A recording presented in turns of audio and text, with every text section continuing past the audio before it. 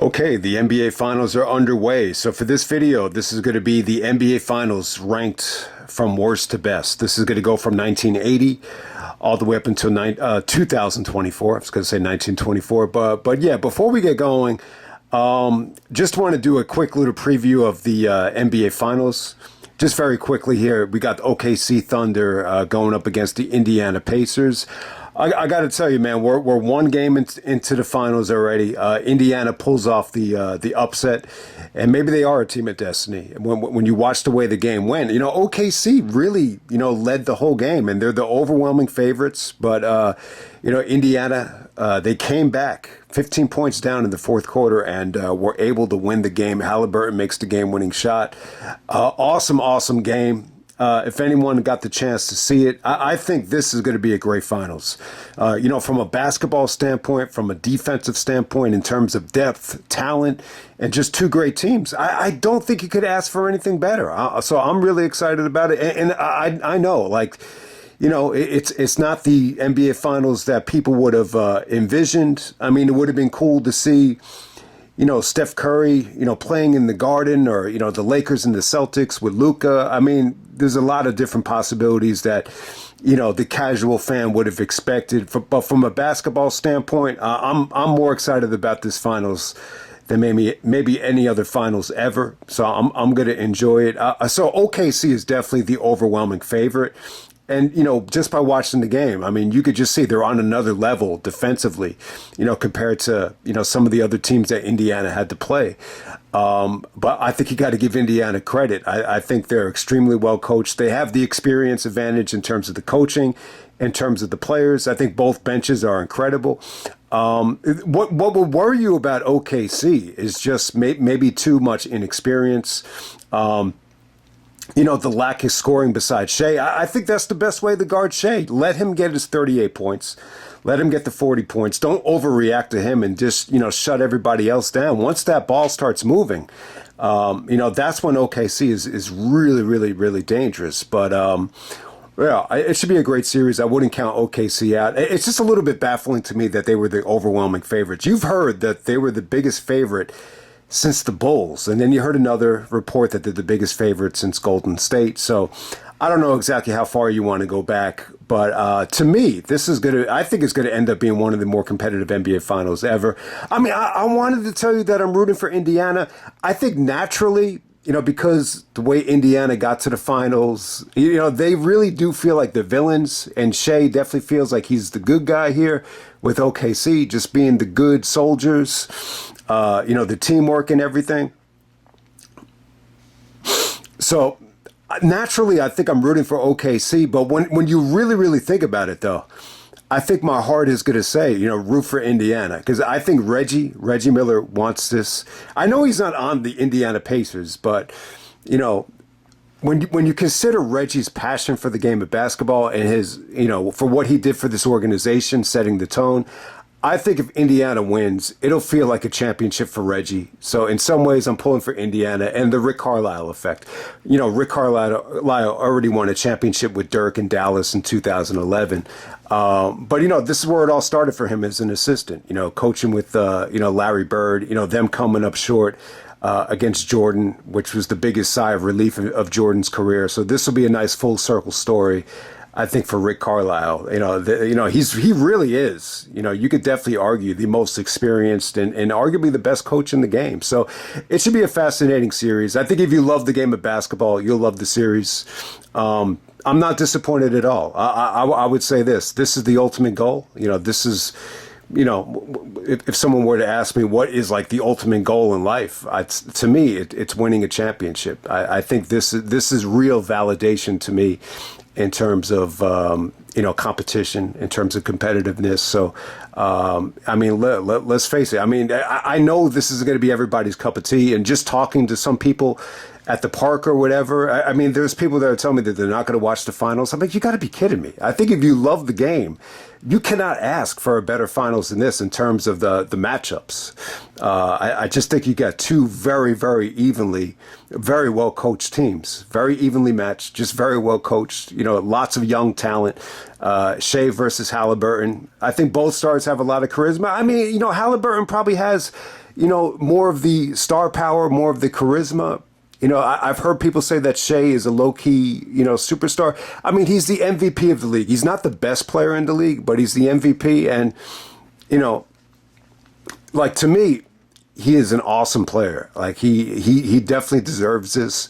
I've learned a lot, like, from his game, the hesitations, the step backs. I mean, he really is a great player. I mean, not the best player in the league. I would agree. I think a lot of the public is still kind of warming up to him in terms of the charisma and the superstar stuff, but to me, it's not that big of a deal. My brother doesn't even know how to pronounce his name yet.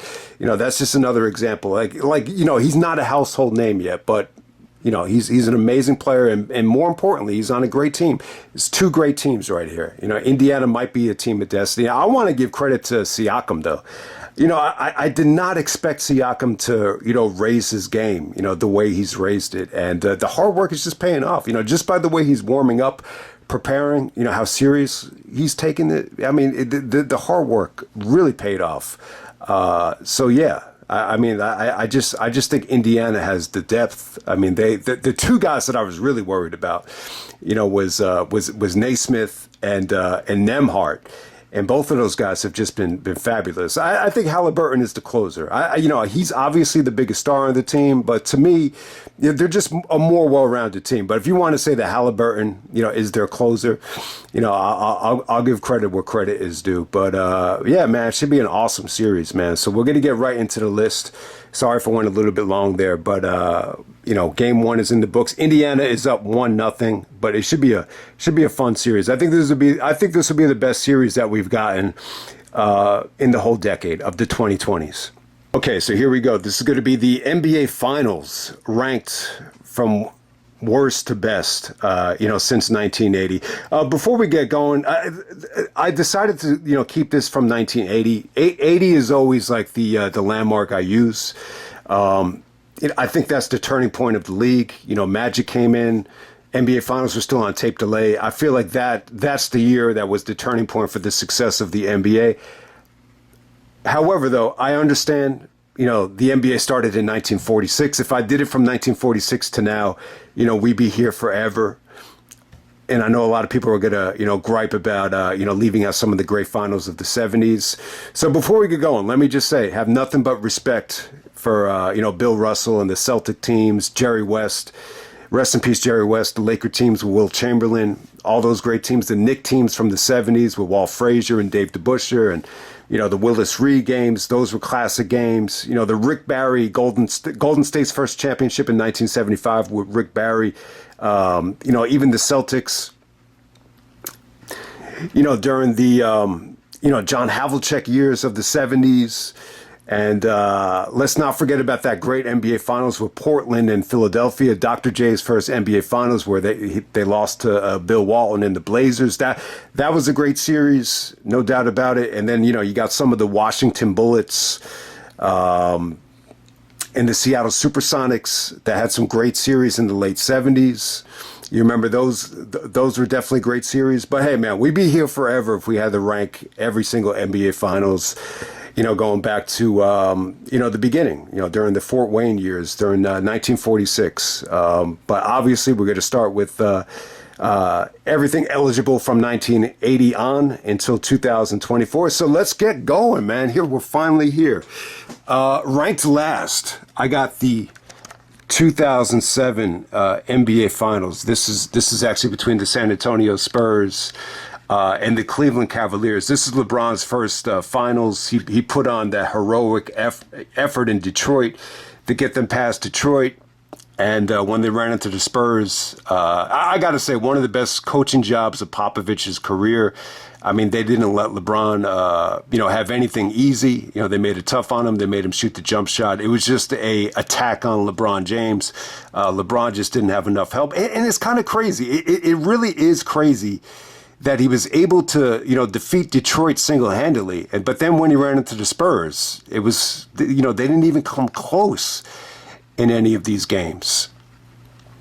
But give LeBron credit, when you watch some of these highlights and you watch some of these games, I think he played hard. I just don't think he had enough help, and it's as simple as that. But I just don't know if there was that much of a gap between Detroit and San Antonio. They both met in the finals a couple years earlier.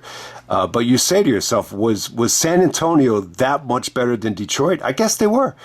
Tony Parker won the MVP. You could just see Tony Parker was incredible at this time. The ball handling, the faking the crossover on the fast breaks and just fooling guys. I mean, Tony Parker wins the MVP. Tim Duncan wins another championship. Definitely, San Antonio Spurs, a nice story of redemption for them after, being eliminated by Dallas, the previous season. Next up is the 2018 NBA Finals. Oh, man, this could have been amazing. I just remember LeBron in that game one in Golden State. I think that's got to be up there with maybe a top 5, maybe top 3 LeBron James performance. I mean, he looked like the Incredible Hulk out there. He looked unstoppable. I've never seen him look that strong and that forceful in a game. And they almost won. This is the J.R. Smith fiasco when J.R. Smith had the ball and, for whatever the reason, I think it came out that he had thought that the coach was going to call a timeout and he didn't get up a shot. And LeBron kind of overreacted, and the rest is history. I think LeBron might have fractured, his hand after the game, after getting pissed off, and it just ended up being a sweep. So Golden State ends up sweeping, Cleveland. They beat him the second year in a row. This is, Kevin Durant's second championship. Kevin Durant wins the MVP, and Steph Curry is racking them up at this point. But I have the 2018 NBA Finals ranked second to last, believe it or not. Next up, it's the 2002 NBA Finals. This is the New Jersey Nets actually meeting the Lakers in the 2002 NBA Finals. I mean, look, I'll say this. I think what Jason Kidd did that year, was unforgettable. I really got behind the Nets because, I live in the state, so obviously I got behind, Jason Kidd. But yeah, if anybody out there was curious as to if there was a bigger trade, besides Luka, Luka for Anthony Davis this previous year, I would say that this is probably one of them. I mean, this has got to be in contention, for biggest trade in NBA history. So Jason Kidd was actually traded from Phoenix to New Jersey for Stephon Marbury, and they got so much better. I mean, look, I think that this has got to be one of the best trades ever. I mean, they improved by 25 games. They go from not making the playoffs to the number 1 seed in the East. And it's pretty much the same team at this point. I mean, there really wasn't much of an upgrade, other than maybe Richard Jefferson was drafted. I mean, that's really it. But, give Jason Kidd credit. That was a magical run. But that just showed you, I think, the discrepancy between the East and the West at the time. The Nets ended up getting swept by Kobe and Shaq. Ended up being Kobe and Shaq's third championship in a row. Shaq was just too dominant here. I mean, there was just absolutely nobody that can guard him. I mean, it was a joke. Those first 2 games with Todd McCullough guarding him, it was definitely a joke. Kobe had some good games, once they got back to the Meadowlands. But it was very non-competitive, though. I mean, it was a disappointing finals. It's as simple as that. I wish the Nets could have put up a better fight. But this almost just felt like an afterthought, compared to, I think most people look back. This is the one year where Lakers and Sacramento, with all the controversy and the 7-game series and Robert Horry hitting the game-winning shot, the conference finals between the Lakers and the Kings, was more memorable and felt like the real championship that year. It's as simple as that. But hey, I'll always be very proud of Jason Kidd, for what he did. I mean, he should have won the MVP that year, ended up going to Duncan. But I just think what Jason Kidd did, taking that team, all the way to the finals was just, unbelievable. I mean, we never seen anything like it. A team that goes from not even making the playoffs to making the finals, with one trade. All right, next up, it's the 1983 NBA Finals. We have the Philadelphia 76ers, led by Dr. J, and, the newly acquired Moses Malone, actually sweeping the Lakers in the 1983 NBA Finals. All right, so the problem with this was, it almost felt like a Lifetime Achievement Award for Dr. J. Dr. J, once he transitioned out of the ABA to the NBA, he came up short a couple of times in the finals against Portland and a couple of times against the Lakers. And they finally make the big trade to get Moses Malone, who UB Brown praised as awesome, on the run to the finals. I mean, he really was. If you haven't heard of Moses Malone, I mean, he's just such a great, rebounder. Hakeem learned a lot of, footwork from him. I mean, he really is one of the best NBA players of all time. But yeah, Dr. J really needed him. He needed help. And when you put Moses with Dr. J and, Bobby Jones and Andrew Toney and all those great, Maurice Cheeks, the Philadelphia teams were great. Larry Bird would even tell you that, he considers this just as much of a rivalry as he does the Lakers, these great 76er teams of the, the early 80s. I mean, these were very physical teams. But, this is a little bit of a weird finals, though. The Lakers were without James Worthy. The rookie went down. They had a lot of other injuries. Kareem and Magic were healthy, though. But they just didn't have that supporting cast. And the 76ers ended up getting... ended up sweeping the Lakers in 4 games. Game 4 was in the Forum. And yeah, I mean, it really was weird. You see Pat Riley, the ultimate competitor, just like, almost like celebrating, with Dr. J. But it was just a class move. I think everybody felt very happy for Dr. J. I think he had this, aura or myth about him that, he should have been, that nobody was more deserving of winning an NBA championship more than, Julius Erving at the time. But, obviously he was able to get it. Only one championship, but hey, ended up being a sweep, and he needed Moses to do it. So we got to put that in that spot. Next up, we have the 2017 NBA Finals. This is Kyrie and LeBron, the Cleveland Cavaliers going up against the Golden State Warriors. This is the first time you got Kevin Durant, going up against Cleveland with the newly acquired Kevin Durant. And I mean, it just wasn't that competitive to me. I just think when you look back at these finals with Golden State and Cleveland, when Golden State had Durant, it felt like Game Genie. It felt like Game Genie mode. I think what you can take away from 2017 was, Durant was just perfect, for Golden State, because you couldn't double team him. You couldn't really trap him. The Golden State had so many different options that, the way they play Durant now is, even in Phoenix and even in Brooklyn, would not work on Golden State. And that's why he was such a beautiful fit, I think, for Golden State. So obviously, they go up 3-0. Durant makes that big 3 in Cleveland to put Golden State up 3-zip. And it was pretty much it from there. I think if you could take something away from this finals that's interesting, I think Kyrie's performance was eye-opening. I think it got Danny Ainge's attention, where he just said, "Wow!" Like, I mean, you knew Kyrie was good, but did you know he was legendary? To put on all-time great performances, and his performance in Game 4, was unforgettable. So you could take that away from the finals. I think that performance kind of keeps it from being ranked, last, in my opinion. But hey, congrats to Kevin Durant. Him and Steph Curry win the NBA championship together in 2017. And we move on from there. Next up, we have the 2024 NBA Finals. We got the Boston Celtics and the Dallas Mavericks. Yeah, I mean, kind of disappointing. I mean, look, I think a lot of people were excited about the finals. I think a lot of people, got behind Dallas because they're so fun to watch, with Luka and Kyrie and, all the mismatch problems they presented to all the teams out west, especially Minnesota. But when you got to the Celtics series, man, they had so much perimeter length. Jaylen Brown was just, fabulous. I mean, Porzingis was just an X factor. I mean, you didn't expect him to play, but, he really kind of set that tone in Game 1, playing injured, and, he just caused some nightmares. But yeah, the Celtics pretty much dominated. I mean, look, it wasn't that competitive. The games weren't competitive. The Celtics went up 3-0. You give Dallas credit for bringing it back to Boston, but ultimately, I think looking back on it, you're just happy that, Jason Tatum and Jaylen Brown, finally got the job done. It just felt like they played a lot. The bubble and, all those trips to the conference finals where they come up short against Cleveland and they come up short against, you name it. And, they proved everybody wrong. They proved that they could win a championship. They put the right guys around them. I think bringing in Porzingis was just a nice little cushion.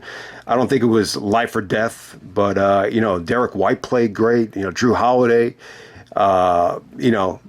I think he proved that he's a championship level talent, and he doesn't need to be he doesn't need to have the ball in his hands and shoot a million shots to make the difference. So I think it proved a lot of things, but more than anything, you're just happy that Jason Tatum got his championship, and it just I kind of appreciate this a lot more now after the injury, to be honest with you. But hey, Luka and Kyrie. This is probably the worst thing that could have happened to them. Them to actually get to the finals and them, not to be that competitive. And I think ultimately, Boston really made, the Dallas Mavericks organization just really overreact. And I think, that's what cost Luka, the spot on the Mavericks. Next up, we have the 2023 NBA Finals. We got the Denver Nuggets going up against the Miami Heat.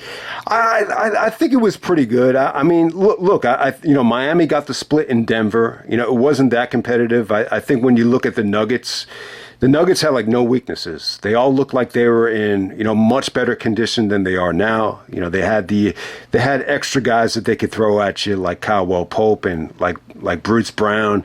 It was a well-rounded team. Jokic was just, on a tear at this time. And then, you combine it with the healthy Jamal Murray and, they just had a great supporting cast. Aaron Gordon, even looked even better shape back then. But I think what Jimmy did was incredible, to get Miami to the finals. But ultimately it wasn't enough. I think Riley was kind of disappointed at the lack of, what do you want to call it? The lack of a competitive finals, for lack of a better term. I mean, it's as simple as that. I think Jimmy overachieved. Anytime you take an 8th seed to the finals and you're the sole reason why it happens, you could definitely be proud of that. But when you do get to the finals, though, Riley is going to expect you to go above and beyond, to take the team to the next level. And for whatever the reason, I just feel like, Riley looked at the situation like if you pay Jimmy what he wants here, which is max money, why would you make the team worse when they've already proven that them reaching the finals is just not good enough as the team is constructed. So it's as simple as that. But hey, it was a Herculean performance by Jimmy Butler. I'll always look back at that run to the finals like it was one of the more motivating and more impressive runs than we've ever seen. And they had a better team back then. They had guys like Vincent, like Strus, Caleb Martin. Guys that were two-way players. Bam was in his absolute prime at the time. I mean, it was a good team. It wasn't an 8 seed. They definitely caught some breaks on the way to the finals. The most obvious one is Giannis going down, but still, give Jimmy credit. But they just ran into a juggernaut of the Denver Nuggets, who finally had their team back after Jamal Murray was out for a couple of seasons with the torn ACL. Next up, we have the 2014 NBA Finals. This is Tim Duncan's last championship. Tim Duncan becomes a 5-time NBA champion. However, though, it's the 22-year-old Kawhi Leonard that wins the MVP. Tony Parker Manu Ginobili, their last championship as well in 2014. And, it was just a nice story of redemption for them after coming up short against Miami with, that was, one of the more devastating losses in NBA Finals history. When San Antonio went down to Miami because of the Ray Allen 3. So yeah, it was a great story of redemption for San Antonio. But, I thought it was a good finals. I think there was a couple of things that just went against Miami's way. I mean, at this time, you could definitely tell Wade is being plagued with severe, trauma to his knees. Just the look on his face was just a look of helplessness. When you look back on it, this is when LeBron got the cramps. It looked like they had game one in the bag. It really did in San Antonio. LeBron was having a great game. I think Miami was up. And then the air conditioning, got shut off. There was an electrical issue in San Antonio, and next thing you know, LeBron is being carried to the bench because of the cramps, and they weren't able to finish that game. And Miami got the split, but once they got back to Miami, though, I mean, you just saw San Antonio with some of the best ball movement, maybe the best, coaching and best ball movement in NBA history. I think you got to credit Pop. I mean, you saw the defensive job he did against LeBron in 2007. And then when you get to this 2014 finals, you get all these international players. You get Pop just blending, ball movement and all this diversity together with all these different cultures and just making it work. And then you got Kawhi Leonard, winning the MVP at 22 years old. So it's a fascinating championship. I actually bought a Spurs championship, T-shirt after this was over, just to give them respect. But yeah, I mean, it was just a wonderful accomplishment. Seeing San Antonio, rebound from the previous year. But sadly, this is the end for LeBron in South Beach. I think LeBron felt like because of Wade's injury and, the team just wasn't as good. They weren't as good as they were in 2012 when they had, the Shane Battiers and the Mike Millers and, all the other guys that could come in and shoot and defend. They were not the same team in 2014. So LeBron decided to move on to Cleveland after it was over. So, yeah, and shout out to Tim Duncan, man. 5 championships. You almost forget that Duncan won 5 championships when you look back on it. All right, next up we have the 2004 NBA Finals. It's a little bit memorable. I mean, it's really the only NBA Finals where the best player in the finals is actually on trial. He's on trial. I mean, he's fighting for his freedom, to put it politely. And Kobe Bryant, we have to remember, like Kobe was going through a lot at this time. But Lakers were an overwhelming favorite. When you look back on it, I think that's just a case of not a lot of people, watching the NBA. I think anybody that watched that team, anybody that was watching that playoffs, you would have known that, the Detroit Pistons were, a great team. I mean, they were not lacking what the Nets were lacking in 2002. So when you look back on it, the Pistons should have been an overwhelming favorite. I think the Lakers were getting a little bit old. Shaq's body fat was way up. Karl Malone hurt his knee. They were just outmatched. And Kobe tried to do way too much. Phil Jackson even said that Kobe was uncoachable. I mean, it was a nightmare. I mean, this is an example of getting to the finals and it just being a disaster for you. It's as simple as that. But hey, Chauncey Billups was the MVP. I thought the Wallace boys, were incredible rebounders. I mean, the Detroit team just had so much versatility, and it was really like the first championship you could remember where there wasn't just, one star. Like it just felt like every single person on the team was equally just as good, and Larry Brown was able to take them over the hump. So yeah, I mean, look, you heard about Thibodeau getting fired. But this is the reason why. Sometimes, and ironically, it was Rick Carlisle that got fired from the Pistons. But they brought in Larry Brown. They just thought he'd be the coach to just get them over the hump. Just get them to that next level. And obviously, it paid dividends by bringing in Larry Brown. So, 2004, Pistons over the Lakers in 4-1. Those games in Detroit were just not competitive. Like every single game was a blowout. But the only good game of that finals, I would say, was Game 2. I think it went into overtime. Kobe made a phenomenal shot to send that game into overtime, but that's really it. Next up, we have the 1995 NBA Finals. We have the Houston Rockets sweeping Shaquille O'Neal and the Orlando Magic. So, yeah, I mean, it was kind of a disappointing finals. I'll tell you what, though. The games were pretty good, though. I enjoy the games, especially like Game 1. Game 1 is a classic. It goes to overtime. Houston comes back from like 20 down and it goes into overtime. So it's really a memorable finals, though, in some ways. I thought you had a really interesting playoffs. With what Reggie did to the Knicks was definitely memorable. Jordan had come back and he comes up short against the Magic. You get this Hakeem and Shaq showdown in the finals that, somewhat disappoints. I mean, Hakeem just, proved that he was on another level. I mean, when you look back on it now, what Houston did here was incredible. They won the championship the year before. During the season, they were definitely not as good. Whatever the reason. Sometimes when you win a championship, the disease of me, as Pat Riley says, creeps in. Vernon Maxwell, I think he had to leave the team. So the team actually decided to trade, for Clyde Drexler in the middle of the year, and it just paid off because Clyde never won a championship before. Anytime you have that championship hangover, you need someone that's hungry to kind of get you over the hump. And by the time the playoffs started, the Rockets were just a different team. I mean, it really is maybe the hardest road to the finals, any team's ever had. They had to beat 4 50-win teams, to get to the finals. They had to beat the Jazz in the first round. The Jazz probably gave them the toughest, time in the playoffs, maybe besides Phoenix. The Phoenix series went 7 games as well. You had the Kiss of Death Mario Ellie game. That was a classic series. Then they beat San Antonio.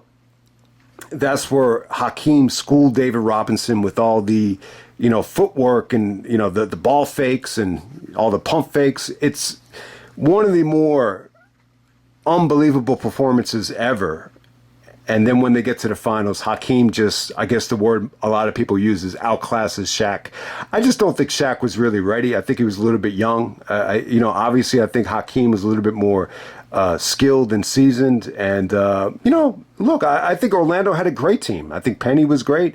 They had a great supporting cast. They just really unfolded. I would say in that first game, you had Nick Anderson missing the free throws. They blew the 20-point lead. I just think once Houston got it back to Houston, it just wasn't that competitive. But look, I think some of the games in Orlando, were definitely fun to watch when you look back on it. So it's Hakeem's second championship. I think the most memorable part of the finals is Rudy Tomjanovich just saying, "Don't ever underestimate the heart of a champion." Because, they were a 6th seed. In most cases, the 6th seed is not going to defend their championship or even get back to the finals, and they did it. So give them credit. It's the 1989 NBA Finals. We got the Detroit Pistons sweeping the Lakers 4 games to nothing. The MVP ended up being Joe Dumars.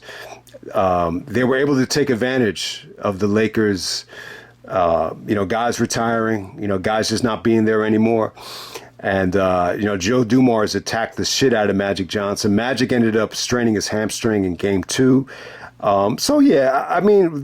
If you notice, Pat Riley looked very frustrated, kicking the Gatorade bottle. He actually coined the phrase three-peat. So if the Lakers were going to three-peat here, Riley would have cashed in big time. So he was disappointed. But it's a story of redemption for Isiah and the bad boys and the Pistons. I mean, they came up short in 88. Isiah hurts his ankle, and, you have that phantom foul on Kareem. So it was a good story of redemption for them. But, it was almost bittersweet, to see Magic actually try to play with the bad hamstring all taped up. It was, it really wasn't that competitive. So Detroit wins 4-0. But at the same time, I will say this. I think this is one of the hardest fought journeys, to the NBA championship, especially for Isiah. Isiah and Magic had a incredible friendship, but it was more than just about that. I think in this particular finals, everything was cool between them. It just was more of a moment for the Pistons, for the bad boys. 89, the 89 Pistons are, they're up there. Most people would argue one of the top 5 teams in NBA history. But with the journey for Isiah, though, I think it was really tough. I think when you look back on it now, I would say maybe the hardest fought journey, to an NBA championship, maybe ever. I mean, you look at what Isiah went through. With his family, losing brothers, to drugs and AIDS. There's even reports that when he was growing up, like he was so hungry that he had to play basketball, just for the adrenaline. So he didn't have to worry about eating and didn't have to worry about food. So you hear those stories, dealing with Bobby Knight at Indiana, which was, not the perfect coach for someone as talented as Isiah. The growing pains in Detroit, taking Detroit from, this bottom of the league, franchise to, hiring Jack McCloskey and, getting the right guys in there, turning it around. And really, Isiah really, having that fighter's mentality and just, really his leadership, his ability to just get guys to, be angry and play hard and for all of these guys just to kind of, morph into villains. Because that's what it took. If Isiah didn't get Bill Laimbeer and didn't mold Rodman into a killer, they probably would have never won. So I think Isiah's leadership, from all the growing pains, all the hardships growing up to, him having this burning desire to, put himself in this class with Magic Johnson and Larry Bird, after all the ups and downs, after throwing, the ball away and Larry Bird intercepting it and, dealing with accusations of racism and then dealing with the sprained ankle, and seeing his dreams fade away, but not quitting and still going out there and giving 25 points, after spraining his ankle in the 1988 finals and still coming up short. It really is. It really is. If I were to pick one guy that had the toughest journey, to the championship, I would have to say it had to be Isiah Thomas. Ultimately, Joe Dumars ended up winning the MVP. He definitely exploited that matchup with Magic. I just think the Lakers were kind of transitioning at the time. And this is kind of the end of it. This is kind of the end of the run with seeing the Lakers in the finals under Pat Riley. The 2012 NBA Finals. This is the Miami Heat going up against the Oklahoma City Thunder. I would definitely say I think this was the finals everybody wanted to see, especially the young Kevin Durant, Westbrook, and Harden together. They get to the finals with Harden. It looked like it was going to be a magical run for OKC, but they finally ran into a team that could just throw the extra defender at you. And Shane Battier, they had, Wade, was still effective at the time. And obviously LeBron was still being able to play defense as well. It was an okay series. I think it was an okay series for OKC. They won the first game. Kevin Durant had a magnificent, game one in Oklahoma City. I think he ended up getting fouled and missed the game-winning shot in game two. Remember, it said to the reporter, it's like, I missed the shot, man. I missed the shot. And then once they got back to Miami, I think LeBron had a little bit of cramps. I think this is the first time you get to see LeBron with the cramps. But, they had guys step up for them big time in the finals, whether it be Mario Chalmers or Mike Miller. And, ultimately LeBron wins his first NBA championship in 2012. So, yeah, that makes it memorable. But it's a little bit disappointing, though, when you consider... you got Kevin Durant, Russell Westbrook, who explodes for 43 points in Miami. And then you got James Harden, really didn't have a great finals after having a tremendous playoffs. So, it's just disappointing that you couldn't get this to a game 6 or a game 7, considering the star power involved. But, hey, it's definitely memorable. LeBron and Wade and Bosh, they're able to deliver on their celebrations in 2010, and they win the championship, LeBron's first championship in 2012, which was well-deserved. I just remember a lot of people felt very happy for LeBron after all the criticism from Skip Bayless and all the criticism from the media.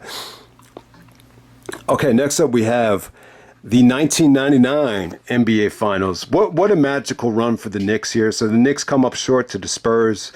This is where reality sunk in. I got to say, this is probably the best time I ever had in my life. That whole run in May of '99. It felt like I was in a fairy tale. Like it really did. I couldn't have asked for that year to go better. Bringing in Sprewell after the choking incident was a huge risk, huge gamble, but. If anybody could handle it, it's Van Gundy. I just think the Knicks had a lot of talent that year. You bring in Sprewell, you bring in Marcus Camby. They fire Ernie Grunfeld, right before the playoffs, even though Ernie Grunfeld told Marcus Camby, I envision you're the guy that's going to get us over the hump with Indiana. And that's exactly what happened. But they decide to, fire Ernie Grunfeld. Van Gundy saves his job by getting to the finals. But ultimately, they run into the Spurs. They run into, Tim Duncan, who is only a year removed from being the rookie of the year and is probably the best player in the game. And then not to mention you got David Robinson, who's still somewhat in his prime. You mix it in with hungry role players that are driven and leaders like Avery Johnson, like Mario Elie. Sean Elliott had some miracles on the run to the finals. But, Ewing had tore his Achilles. I think it was a partial tear against Indiana. And they just didn't have anybody to match up with Duncan. I mean, they had Larry Johnson trying to guard Duncan with his jockstrap, and they had Chris Dudley trying to guard Duncan. And once they did double team him or trap him, San Antonio had more than enough outside shooting to make up for it. So, yeah, give Duncan credit. He's the MVP of the finals in his second year, which is incredible. And Greg Popovich, set the tone for the rest of his career. Next up, we have the 2020 NBA Finals, the NBA bubble, which, as we all know, LeBron was miserable until they won the championship here. But hey, LeBron and Anthony Davis, it looked like it was paying off at this time. I mean, look, LeBron thought him and AD would be great together. Yeah, AD was in so much better shape back then. He was hungry, he was motivated, and when you mix it in with all these great guys the Lakers had, all these guys trying to resurrect their careers or, prove people wrong, like a Dwight Howard or a Rondo. They had great series. And you mix it in with guys like Alex Caruso and Caldwell Pope. They definitely had some great, rim protection and JaVale McGee and Dwight Howard. So, I mean, it was good, man. LeBron, for LeBron's age at that time, he definitely looked incredible. They beat the Miami Heat in the NBA Finals. So, give Miami credit. They were able to get to the finals.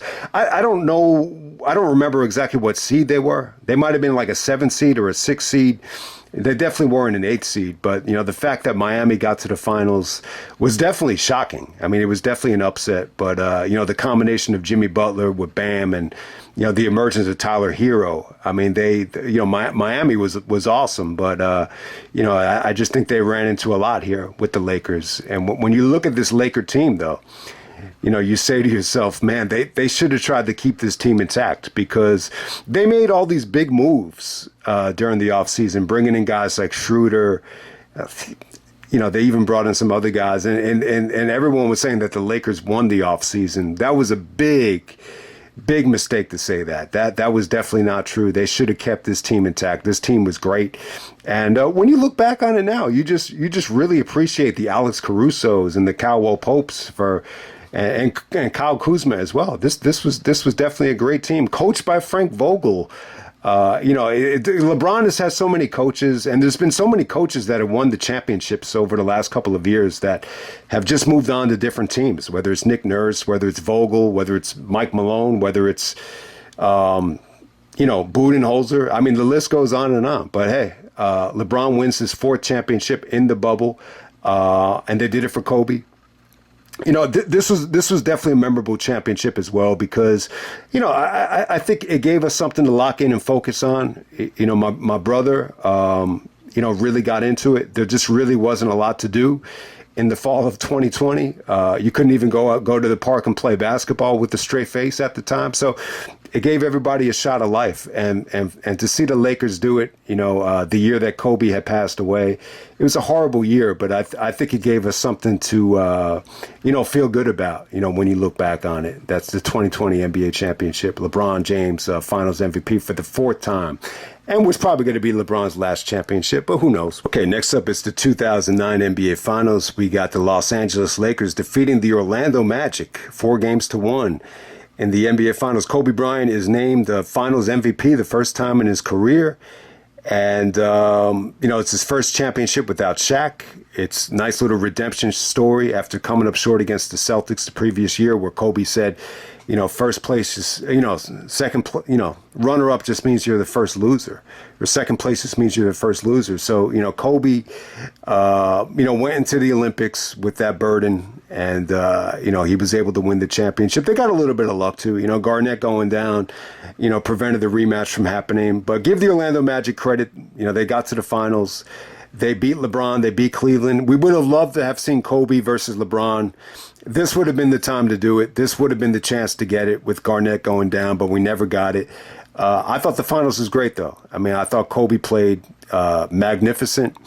Derek Fisher had some big-time games. It was just, for Laker fans, it was a great moment, and to see Phil and Kobe embrace after the falling out in 2004, where Phil said that Kobe was uncoachable. They realized how much they needed each other, and they realized how much, both of them meant to each other. And it's always going to be one of my favorite championships, from an individual standpoint. I'm always going to be very proud of Kobe, that he was able to win one without Shaq.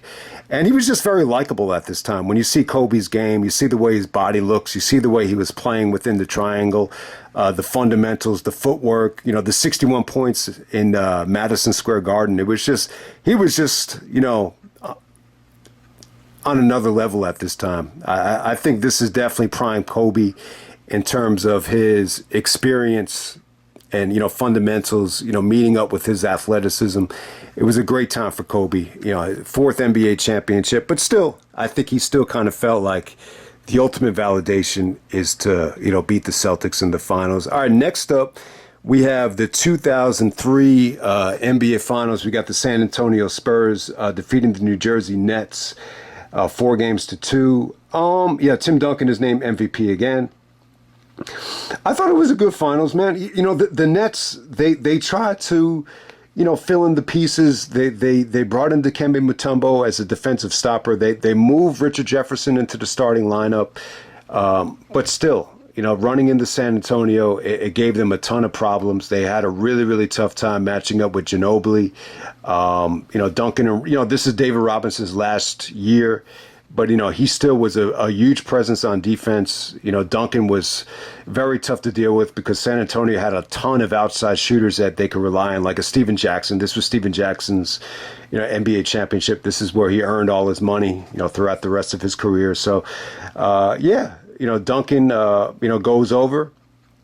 It takes 6 games, but hey, give the Nets credit. I thought Jason Kidd and Byron Scott, that whole Nets team, I thought they were a lot more competitive here than they were in 2002. And it did take them to 6 games. But still, I think from a casual fan's perspective, from a rating standpoint, the finals was not a success. But I think what you could take away from this finals were there were some competitive games. I think from a competition standpoint, I think it's one of the more underrated NBA finals. And give the Nets credit. They got the split in San Antonio. That definitely made the finals a lot more interesting than some of the other ones in the past. Next up, it's the 1990 NBA Finals. Isiah Thomas, wins the Finals MVP. They won back-to-back championships. Isiah was really happy. He was really motivated because it really gave him the chance to, separate himself from Magic and Larry and, finally, start, planting the seeds for the three-peat, which, neither one of them had done. It really would have cemented Isiah as, the greatest of all time. And I would still say, I think pound for pound, Isiah Thomas is pound for pound the best basketball player maybe to ever live when you really think about it. But in this NBA Finals here, I mean, it's underrated. I think it was cool. Portland, actually got to the finals before Jordan did. I mean, think about all the criticism the Portland Trailblazers took, for not drafting Jordan, but still they get to the finals before Jordan in 1990. It was a good finals. They got the split in Detroit. Drexler had a good series. The Portland team was fun to watch. Offensively, I thought they were great. This was really, like, if you watch some of these games, it's entertaining as hell. It's an offensive fan's dream. The funny thing is, when Portland got the split, Terry Porter was bragging. He was like, we're going to take care of business at the crib. We're not even going to be coming back. But, you wouldn't have envisioned, Portland losing 3 games in a row in Portland, because I don't think they had lost a game in Portland. I think you might have to go back to the Bill Walton days to when they actually lost the game in Portland, which sounds crazy, but I think it's true, though. But once they got to Portland, a couple things really stand out. Isiah was very candid that, Lambeer had them all fucked up. He had like Kevin Duckworth and, Jerome Kersey all, frustrated. Jordan had even, criticized Portland for, not being the brightest and not being the most mindful, NBA team in the league. And, Lambeer definitely took advantage of them mentally. And you combine that with Isiah's brilliance. Offensively, Isiah was just, masterful. Joe Dumars' father, I think he passed away right before Game 3, and they didn't tell him about it. And, it almost felt like Dumars had some divine intervention with some of the shots that he was hitting. And then you got to give credit to Vinnie Johnson. When you watch some of these games, Vinnie Johnson comes off the bench and is just like single-handedly just going one-on-one, the microwave at will. And it was really cool, man. I mean, some of these games really came down to the last second. I thought that Game 5 in Portland, was a great game. Vinnie Johnson, I think he makes the game-winning shot. I think Drexler fouls out and Terry Porter, can't get up a good shot, and the Pistons win back-to-back world championships. So, yeah, man, definitely good stuff there. Isiah Thomas, the 1990 Finals MVP, the baby-faced assassin. Okay, next up we have the 1996 NBA Finals. We got the Chicago Bulls defeating the Seattle Supersonics 4-2. The Bulls had won they were 72-10 that year, so they won the 72 games. I mean, they looked like they were going to run away with this thing. They got a 3-0 lead, so I think that's what hurts this finals more than anything. But I want to give Seattle credit, though. I feel like the momentum and the atmosphere was awesome. Games 4 and 5 in Seattle. Jordan was struggling, Pippen was hurting, and eventually you said to yourself, where the fuck is the offense going to come from? It just felt like they were very limited offensively in that series. I mean, a lot of people want to credit Rodman for the mind games and the rebounding, and he was great.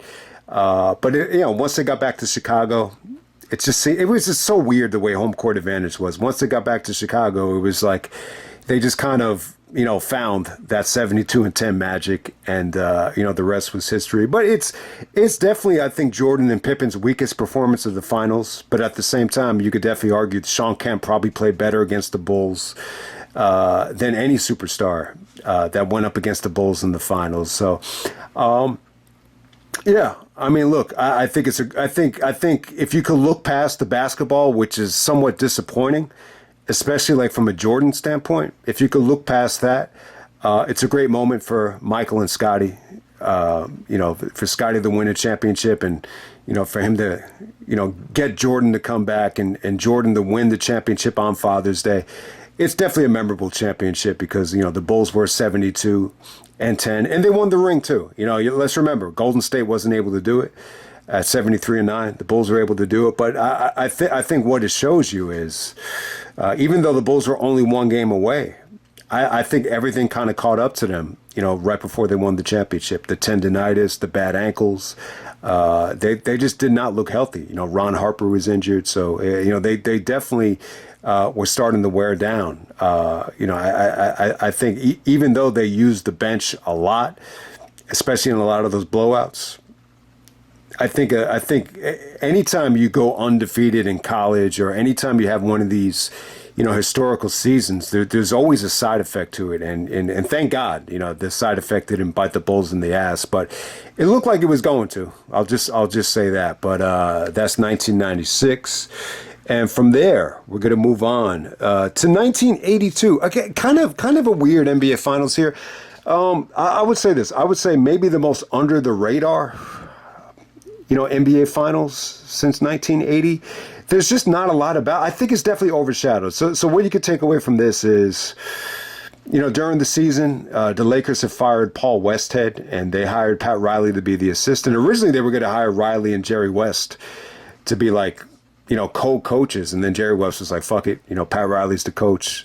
It's his team. And then he kind of acquiesced to what Magic wanted. And Magic just wanted to run and gun and have fun and, go back, to the Showtime Lakers. And, they were both healthy. Kareem was healthy. Magic was healthy. Jamal Wilkes, the supporting cast, they were there. So, this is before Moses came in. So obviously Dr. J comes up short again. But I think from a pure, what you can take away from the finals is this: Magic wins the MVP again. Kareem doesn't get hurt, and he's still dominant. Kareem feels like he should have won the MVP in 1980. But in this particular finals, what Magic did here from a pure point guard standpoint was great. I mean, he really just racked up the assist. I mean, there were a couple of games where Magic didn't even score 10 points, but he passed the ball so well here and distributed it so well that he ended up winning the MVP. But, the Lakers win in 6 games. It wasn't as dramatic this time. They pretty much won easily in L.A. Kareem was dominant in Game 6. And, it's Pat Riley's first NBA championship. And so that's really all you can really say about it. It just feels like because, it's in between, Magic's rookie championship and in between the first, Lakers Celtics finals. For whatever the reason, it just feels like this finals, gets the least amount of attention, than any NBA finals in the 80s. All right, next up we have the 2000 NBA championship. This is the Los Angeles Lakers defeating the Indiana Pacers 4-2. So Indiana, Reggie and the Pacers finally exercised some demons and defeat the Knicks to get to the finals for the first time. So I think that made it memorable. This is before the Kobe and Reggie fight. If the fight happened in the finals, I think that would have been a little bit memorable. But I mean, I thought it was a good finals. I thought it was pretty good. The Lakers won really easily. Shaq was really dominant in the first 2 games. Kobe, sprains his ankle. Jalen Rose me. Jalen Rose, put his foot underneath Kobe on the jump shot, and Kobe ended up missing Game 3. But hey, once they got back to Indiana, I thought Reggie had some magic tricks. Mark Jackson was the point guard. I mean, I thought the Indiana team was pretty good at this time. Remember Austin Crozier, was really good. I mean, they had a lot of good production out of, Dale, I think only Dale Davis at this time. They still had Rick Smits, but Jalen Rose, I think he really put them over the top. Game 4 in Indiana is really memorable because, Kobe wasn't supposed to play and he had to convince the trainers, he could change his game and, just let me play. And Shaq ends up fouling out. And then in overtime, Kobe carries the team on his back and the Lakers go up 3-1. They get blown out in Game 5. So Indiana definitely did make it competitive. And Indiana, actually, I think for the most part, they were the better team in Game 6. But then when you get to the fourth quarter, no answers for Shaq. Kobe's getting to the free throw line. They got some huge contributions out of the bench here. So the Lakers actually win the NBA championship for the first time since 1988. Shaq is the MVP, and it's Kobe and Shaq's first championship in the year 2000. Got to give credit to Phil Jackson too. I think bringing in Phil, was really the missing piece. They brought in some great veteran players. Kobe even said that they were nowhere near like a championship level team, despite, the humongous expectations that the team had on them in 1999, where they're easily the most talented team in the league, but they're just so close, but so far away. But I think Phil was able to kind of, get them over the hump. If you look at Shaq in 99 and then look at Shaq in 2000, it's a huge improvement, in every category: body fat, conditioning, the free throw shooting got better, everything got better. And, Kobe, I think when you look back on 2000, Kobe really, fit well within the team. He didn't really, he really wanted to win this first championship. So he didn't really, really fuck with the offense and really force the issue. I mean, he was just to me, more than anything, you could really see Kobe's passing ability especially with Shaq. Looked like it was at an all-time best around this time, to be honest with you. But yeah, give credit to Reggie. Really, the only time Reggie got to the finals, which is sad. But hey, if Indiana does win, Reggie's so passionate about the game that I think he'll look at it like it's a championship in his heart. So we'll see what happens there. All right, next up we have the 2008 NBA Finals. We got, Kobe finally getting back to the finals after a 4-year hiatus to go up against the gift that was given by the NBA and Kevin McHale and David Stern. This is the one year, and I'll tell you, and maybe it's true. Maybe it is true. When you look at the NBA Finals, from 2003 to 2007, David Stern must have lost a shitload of sleep.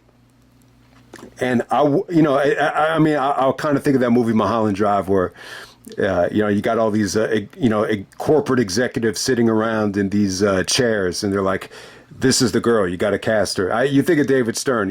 He's sitting in some weird room, and he's like, "This is the trade. Make it," with Pau Gasol and with Kevin McHale with the Kevin Garnett thing. So Garnett, basically gets traded to the Celtics. It's almost like a gift from Kevin McHale because at that point, it was just like, what did we do with Garnett?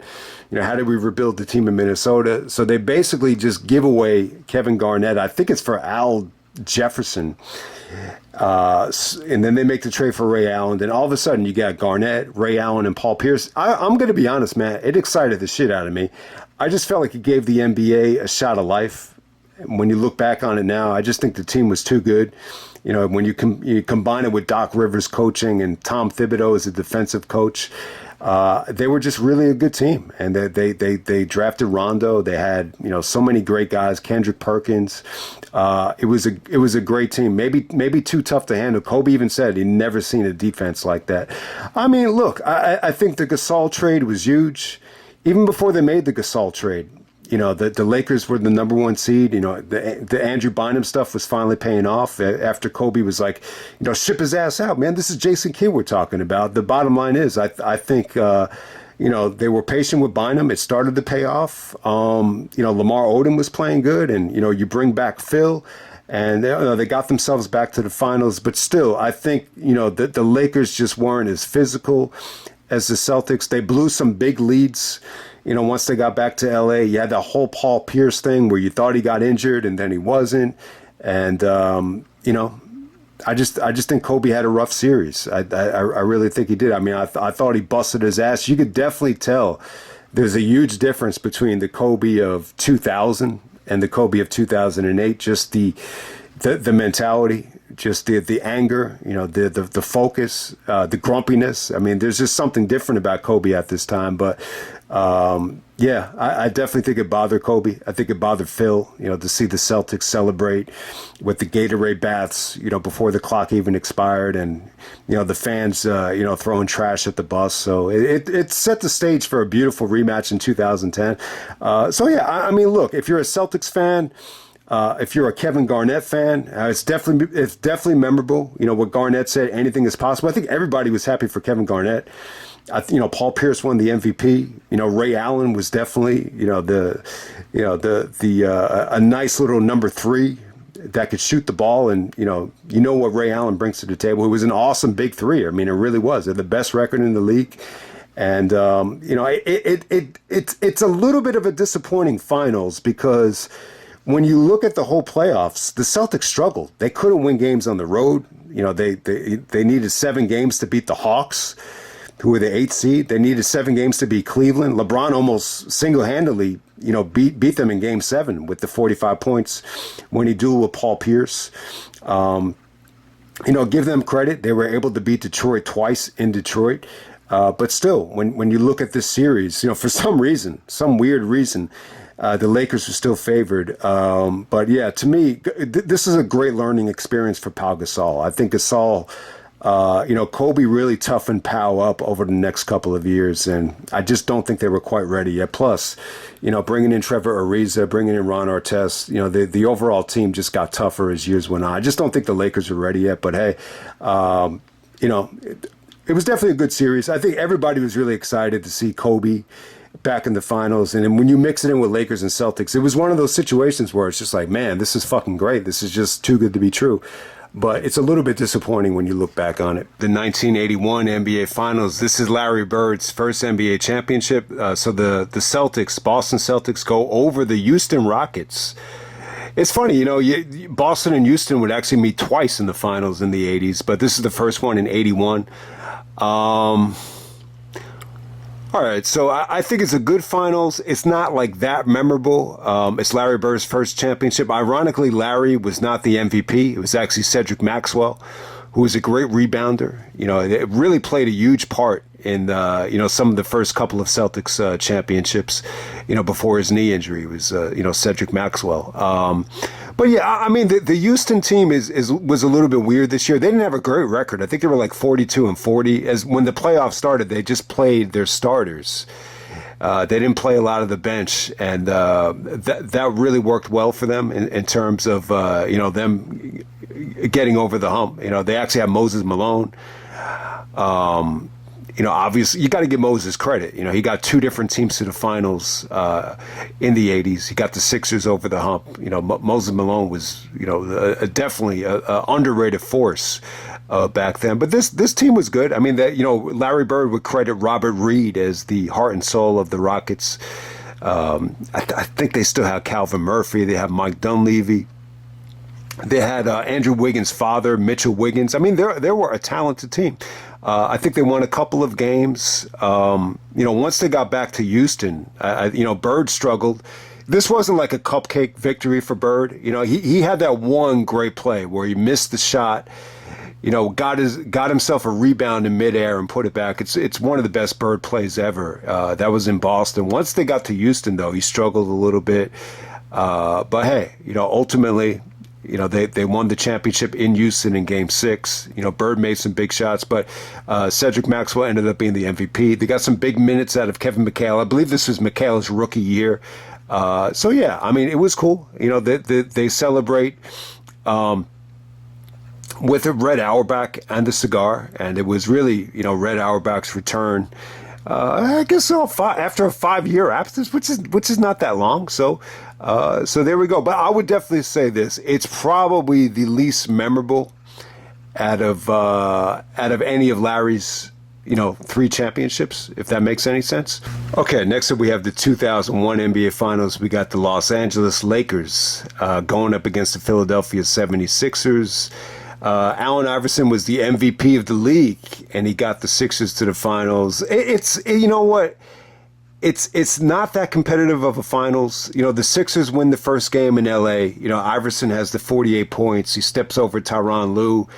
He talks shit to Kobe in game 2. He's like, yeah, I'll see you in Philadelphia or whatever. But besides that, it's not that memorable. Once the Lakers got back to, you know, Philadelphia, Iverson plays his heart out. They get huge contributions from, you know, guys coming off the bench like Rajah Bell and, you know, Kevin Ollie. But, you know, Philadelphia just didn't have enough. I mean, it's as simple as that. It's very identical to, you know, LeBron in Cleveland for the first time, where, you know, Iverson just doesn't get a lot of help, even though he played magnificent. But, you know, I got to rank this high because I think Game 1 is a classic.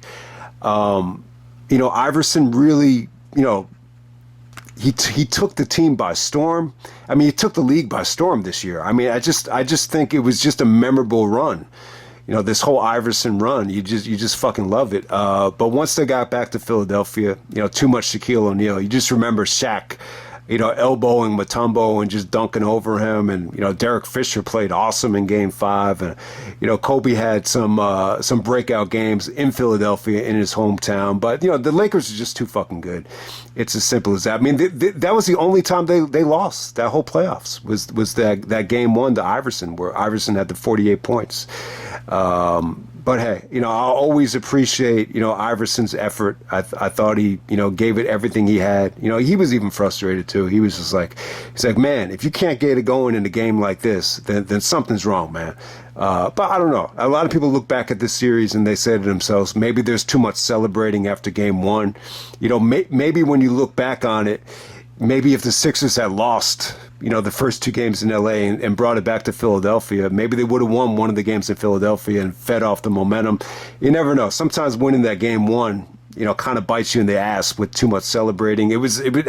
They celebrated Iverson's birthday, so maybe it was too much celebrating. And, I think that was a situation where they just kind of caught the Lakers, out of rhythm, off guard. The Lakers had like a whole, 10 days to rest up before the finals even started.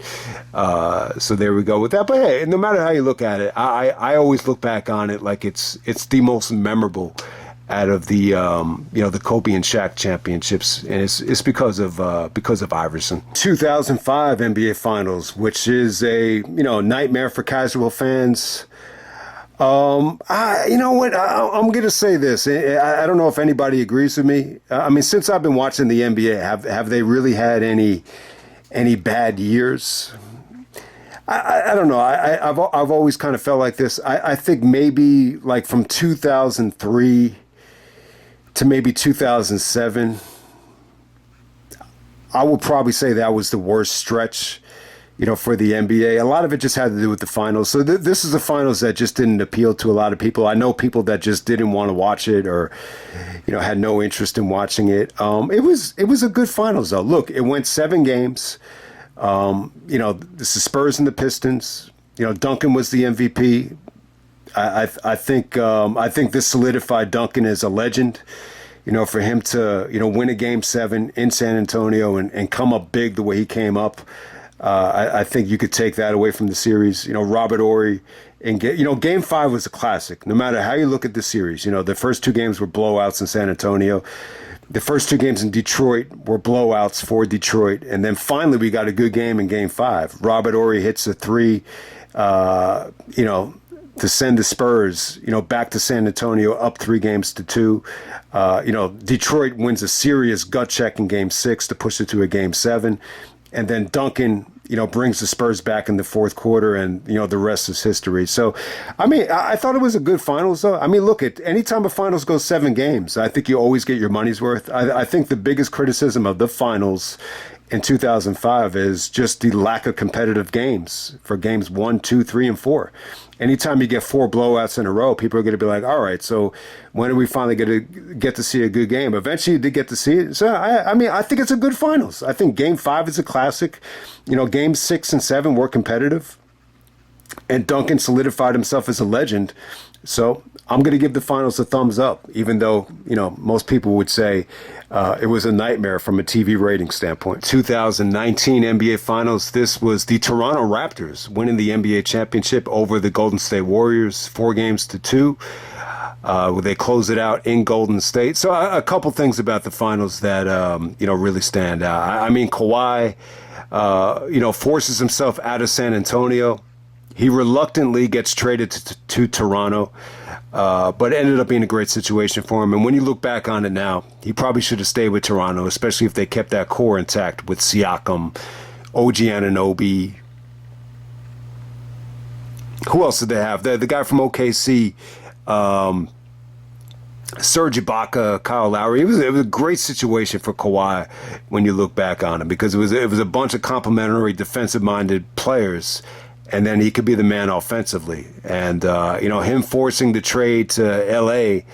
and, teaming up with Paul George was a mistake when you look back on it. And especially when you look at this NBA Finals here between Indiana and OKC. This features both teams that have moved on from Paul George, and it's paying dividends right now. So you said to yourself, Kawhi, what the fuck, man? It was really that important to go home? But I don't know. No matter how you slice it, it was a remarkable run for Kawhi, for him to win the MVP, and, only in Toronto in 1 year, and he got the job done. And, won them a championship, his second finals MVP, believe it or not. But hey, they did catch a lot of breaks. Kevin Durant was, he had the strained calf, going into the finals. He tried to play through it in Game 5, and then he tears his Achilles. So, we learned that a lot of times the strained calf can lead to the torn Achilles. So you could take that away from the series. Clay tries to play through a bad hamstring. Ends up tearing his ACL on a missed dunk. And his career is never the same after that. That just led to a plethora of other injuries from Clay. So Golden State was banged up. It's the end of the, dynasty or whatever you want to call it. Steph puts forward a great effort. Golden State wins some gut checks. In Toronto, I believe they won game 2 and they won game 5. But ultimately, I don't think Golden State won a game in Golden State, and Toronto beat them. But when you look back on it, I think Toronto had the perfect coach. I thought they had the perfect pieces. You almost forget that OG Anunoby, was on this team. And, I just think he's very valuable in what he could bring to a team. And, Kawhi gets the job done. I think it's a good finals. I mean, to see Durant go down the way he went down, I remember I started crying while it happened because it looked like it was going to change the series. It was really like a holy shit moment when Durant, started playing. It was just like you could feel the momentum swing, and then to see Durant go down, you say to yourself, "Man, we just got robbed of a classic finals." Like it just looked like it would have been a classic, and then you got Clay going down. Then Steph has a look on his face like, you remember Steph just starts, throwing stuff out of frustration because he's like now what? Clay goes down. But I got to say, I thought it was a good finals.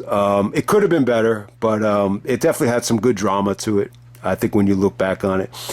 All right, next up we have the 2015 NBA Finals. We got the Golden State Warriors defeating, the Cleveland Cavaliers 4-2. It goes 6 games. This is when LeBron in Cleveland was coached by David Blatt.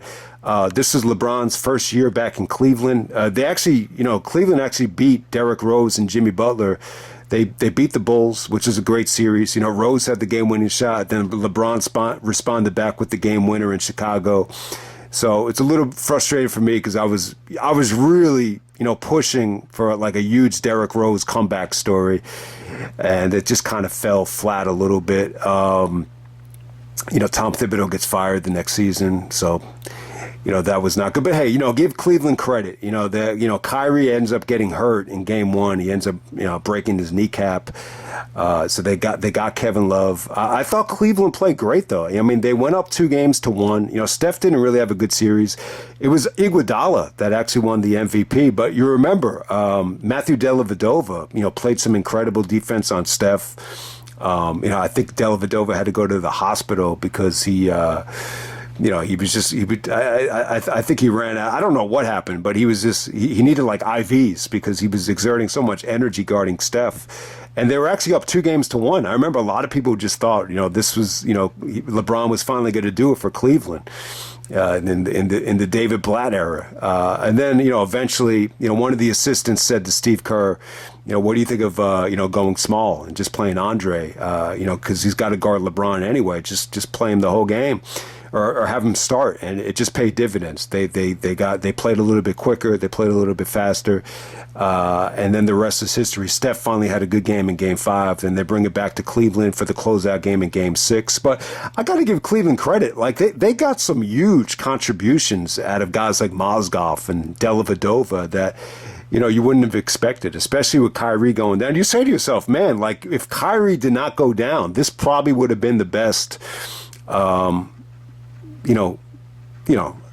Cleveland and Golden State series. I mean, 2016 ended up being great anyway, but this might have even been parallel to the classic of 2016 when you look back on it. Okay, next up we have the 1986 NBA Finals. We got Larry Bird, getting back to the finals to meet the Houston Rockets once again. This Houston Rocket team was actually led by 2 7-footers. You got Ralph Sampson out of Virginia.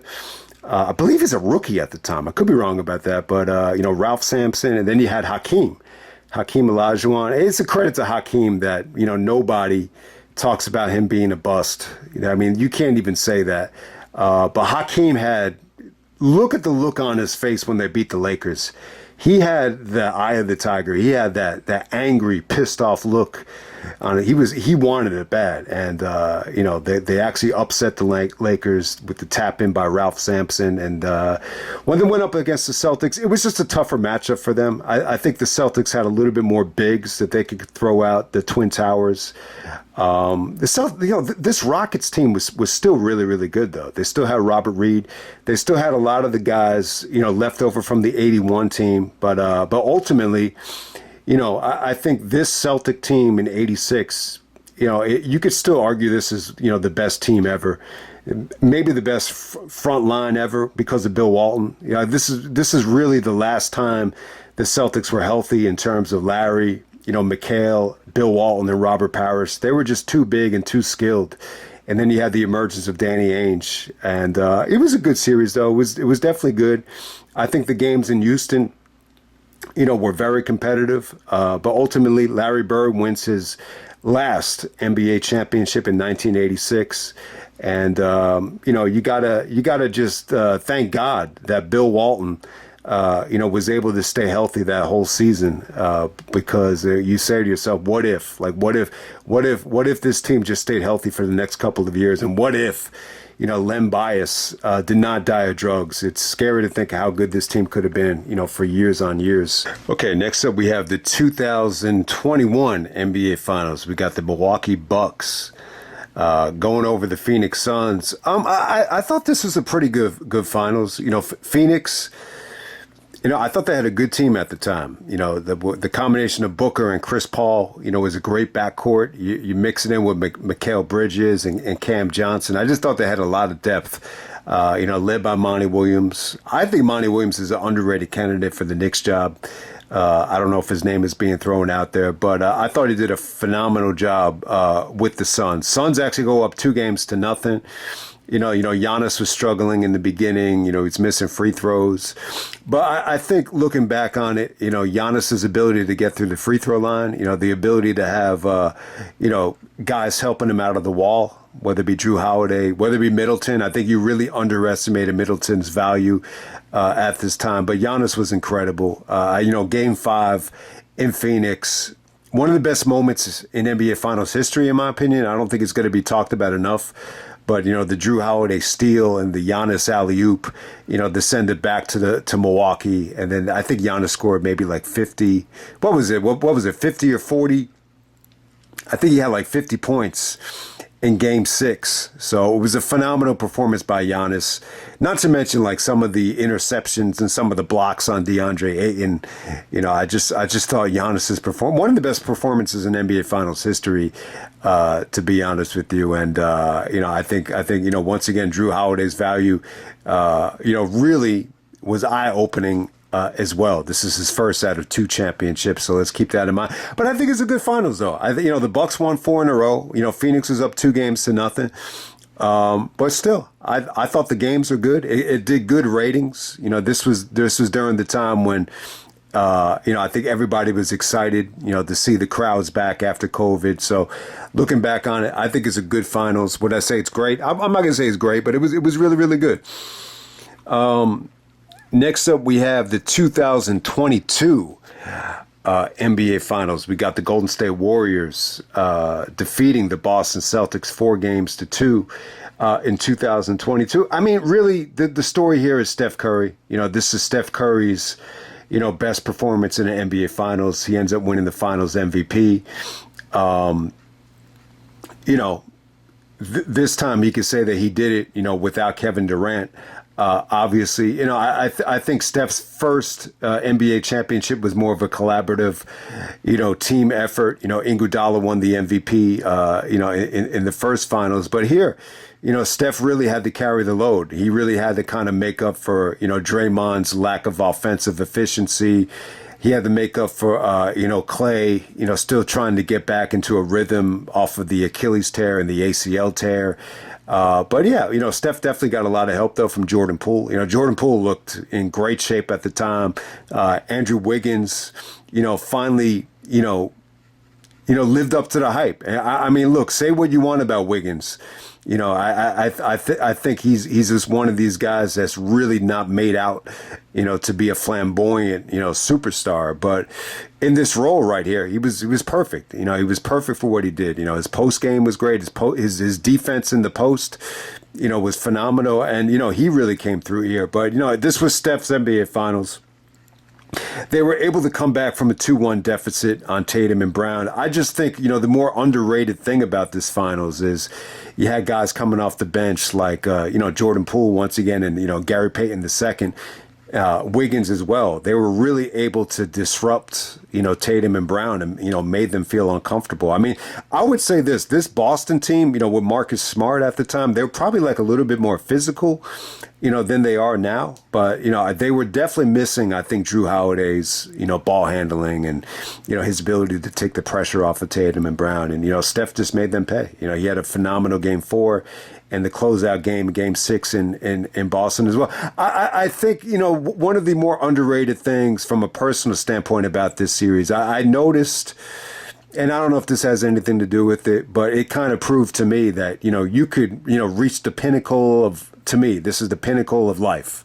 If you get to Steph Curry's level, but still, like, you saw his parents go through the divorce. You saw his dad is out there with, another girlfriend. So you say to yourself, wow, like, not even, so, being the greatest being the greatest shooter of all time, it's going to have no effect on your parents staying together. I always had this in the back of my mind that basketball would have been the key, to bringing my parents back together. Because there were times where I felt like it was, but ultimately it wasn't the case. So, but if you're Steph Curry and, somehow, some way your parents still get divorced after all the success, it's like they had nothing to do with it.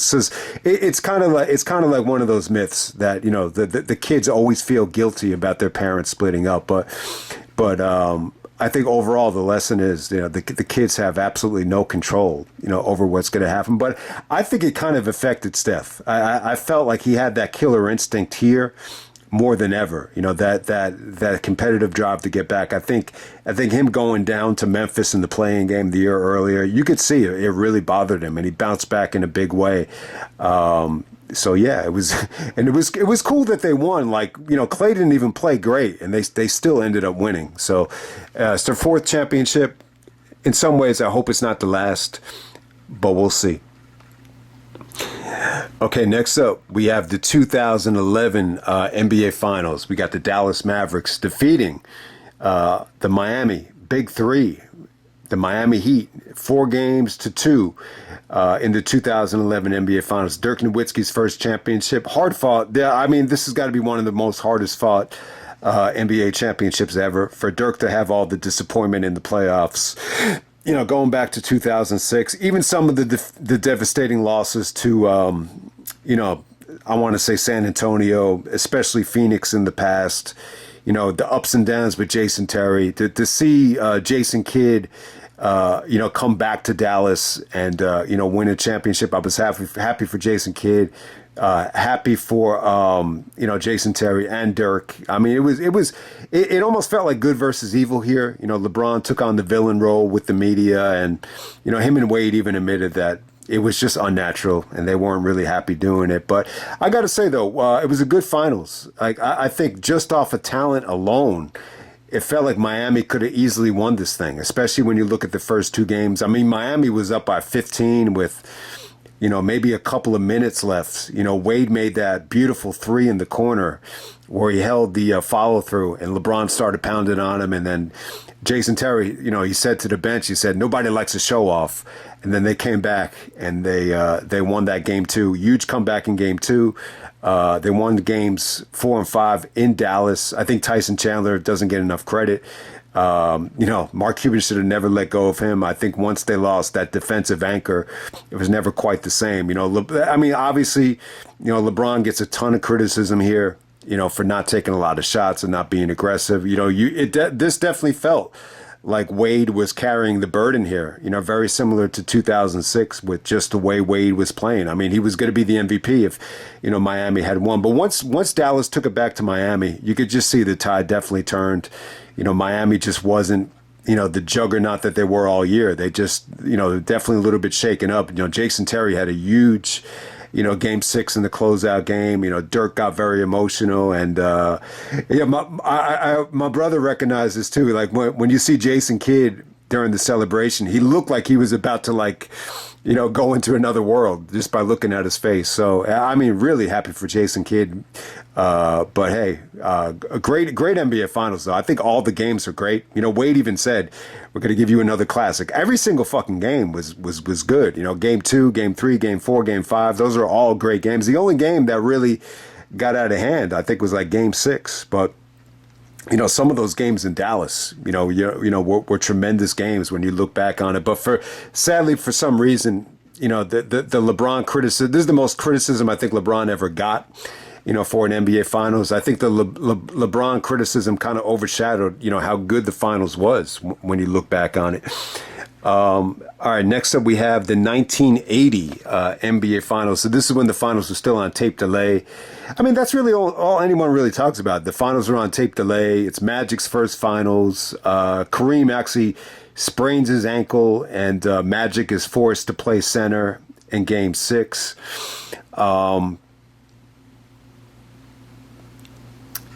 So you almost forget, even though Magic scores 42 points, I think Jamal Wilkes scores 40 as well. So they got, great performances out of Magic and Jamal Wilkes and Norm Nixon. It was a good game, but I think Philadelphia at this time was definitely lacking compared to what they had in '83. For Magic just to step in at center and dominate the way that he did, I think they were definitely missing, Moses Malone. But hey, give Magic Johnson credit. He definitely had some defensive deficiencies, when he got older, especially playing point guard, being forced to guard guys like, Joe Dumars and even Bobby Hurley in the scrimmage. But hey, at this time, the luxury of Magic being 6'8", 6'9" is, he could handle the ball, but then, he could play center. He could shoot this sky hook over everybody. You could just see, the fundamentals and the skill of a guy this tall. I mean, it's unreal. And, this is Magic's first NBA championship. He's able to do it without Kareem. Kareem still feels like he should have been the MVP because he was that good at the beginning of the series. But, it didn't hurt to give the MVP the Magic. The fact that he was able to close this thing out and, give his team the confidence, not having Kareem and, still being able to say, have no fear. Number 32 is here. And he got the job done on tape delay, though. But hey, I think it was a turning point, though. I think that the combination of Magic's smile, the charisma, the performance, I think all those things, were just definitely eye-opening, to the casual fan. So, but give Dr. J credit, even though the Sixers, didn't have the artillery, that they had in 1983. Dr. J still had some, great moments here. I mean, the baseline drive wraparound, it's still one of the best plays in NBA Finals history. And that happened in this series. So I got 1980 in that spot. Next up, we got the 1990. This is tough, man. 1992 NBA Finals. I love this Finals.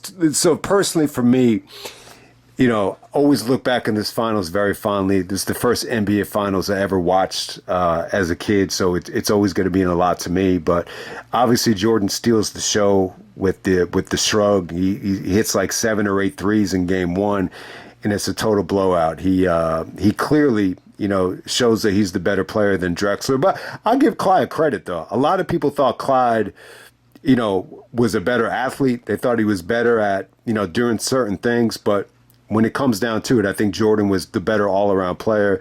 It was a good series, though. I thought Danny Ainge, was really scrappy. He got them to, they pulled out the huge win in Chicago. Jordan gets the technical. It changes the momentum. Portland is able to, win that game in overtime, send it back to Portland. The Bulls won a couple of gritty games in Portland. Pippen played a lot better as the series went on, and I think that's why they won for the most part.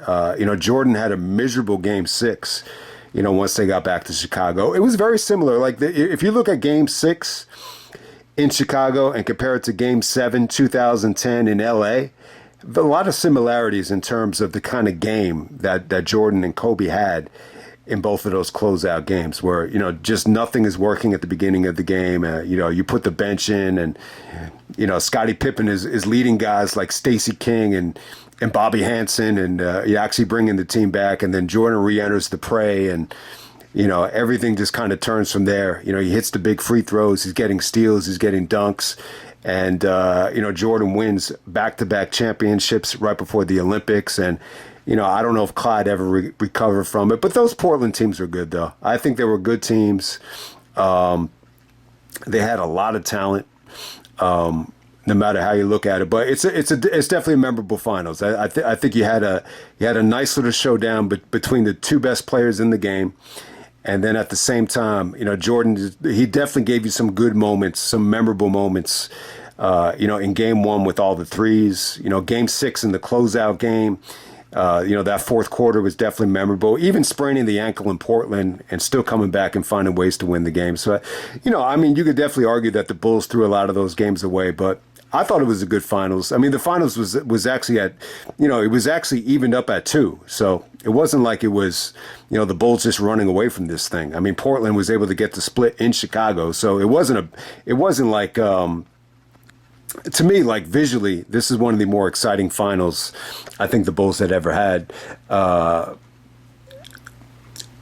next up, we're going to move on to the 1994 NBA Finals. We got the New York Knicks going up against the Houston Rockets. I mean, it's a nightmare series loss. I think when you look back on it now, I think 99, I think the Knicks were just happy to be there. I just think the opponent, just definitely overmatched them. Here, I mean, you say to yourselves, this is a matchup that the Knicks should have won. I mean, I think the Hakeem matchup is tough. Obviously, Hakeem, he was the better player. Him against Ewing. At this time, Hakeem it's a hell of a matchup. I mean, you could go either way. I mean, Ewing did win the battle in college. Ewing won the 1984 NBA championship over Hakeem in the finals. But, Hakeem got his revenge 10 years later. I just think that's the only matchup the Knicks lost. When you look at the guards, Kenny Smith had a rough series. Derek Harper was hand-checking him and all over him. And I definitely think Starks did his job for the most part outside of Game 7. So, yeah, I mean, I think the Knicks, definitely were the better team. Like when you get to Game 5 and then the whole OJ thing happens and you could definitely feel the tide turn. I think, having to go home to Houston, I just think this format was rough. I think the format was rough. The Knicks got the split in Houston, so give them credit. They won Game 2. So all they had to do was win 3 games in the Garden. The turning point was Game 3. I think Game 3 was key.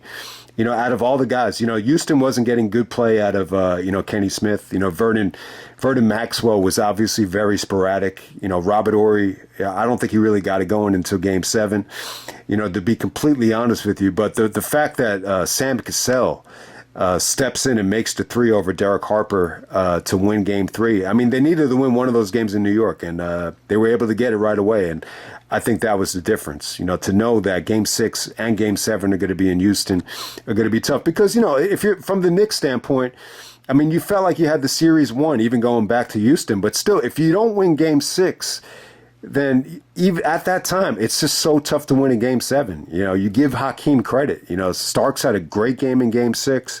He caught fire, but Hakeem was able to, block Starks, shot at the buzzer. So you had no John Paxson moment there. And then when you get to a Game 7, the Knicks just wet the bed. Starks goes 2 for 19. He stays up all night just wanting it so bad. And, Riley is reluctant to, make the move to the bench. He doesn't want to put in Rolando Blackman. Rolando, he wanted them to bring the wives, to Houston, and that went against team policy. Riley wasn't able to make the exception for that, so I don't know why. I mean, look, I don't think bringing in Rolando Blackman would have solved the Knicks problem there. I think the problem just lied in the matchup with Ewing. I just think Hakeem was the best player in the game. He had the best footwork in the game. He's clearly the most talented player in the league now that Jordan is out of the league. So that's problem number one. And then when you got back to Houston, you knew you were going to get some big games, out of the supporting cast. Kenny Smith caught fire in Game 7. Robert Horry caught fire in Game 7. And then, the Knicks just couldn't score. Anytime you have a guy missing 17 shots, it's going to come back to bite you in the ass. It's as simple as that. It was a depressing loss for Knicks fans. But still, it was definitely a memorable finals. I think the OJ thing definitely, took away from, the finals a little bit. But at the same time, it was historical. And I think it still makes it memorable. And I think we have to keep in mind, too, it was a 7-game series. The Knicks actually went up 3-2. You had Game 5 in Madison Square Garden. It's still the biggest win in the history of Madison Square Garden over the last however many years you want to go back to. But hey, for as big as it was, you could feel the momentum turn when you went back to the very humid and very hot, Houston, where the setting was, not fun. To play a Game 6 and Game 7 in Houston, it wasn't the easiest thing in the world. And the Knicks come up short. All right, we're going to move on to the 1997 NBA Finals. We got the Chicago Bulls defeating the Utah Jazz 4-2. The Bulls are able to close this thing out. Game 6 in Chicago. Jordan is able to find Steve Kerr, and Steve Kerr is able to make the shot at before the time expired to put the Bulls ahead. And the Bulls win their 5th championship in 1997. It was a good series, though, man. I mean, when you go back to Game 1, I always kick myself in the ass. I was actually coming home from a tournament in Connecticut, and I wasn't able to see, Game 1 for whatever the reason. But Game 1 was a classic. Karl Malone misses the 2 free throws. Scotty says to him, the mailman doesn't deliver on Sunday. And then Jordan hits a shot at the buzzer over Byron Russell in the on the left side of the court, which was key because after he made that shot, they decided to double him, and that freed up Steve Kerr for Game 6. But it was a good series, though. I think once they got back to Utah, the Bulls definitely struggled. It was really, I want to say, the first time a team had beat the Bulls, 2 games in a row, to get the tie in a finals. So the Jazz tied it up at 2. It looked like they were going to go ahead 3-2 and go up, actually going back to Chicago. Jordan gets the food poisoning game. They deliver obviously he was hungry. I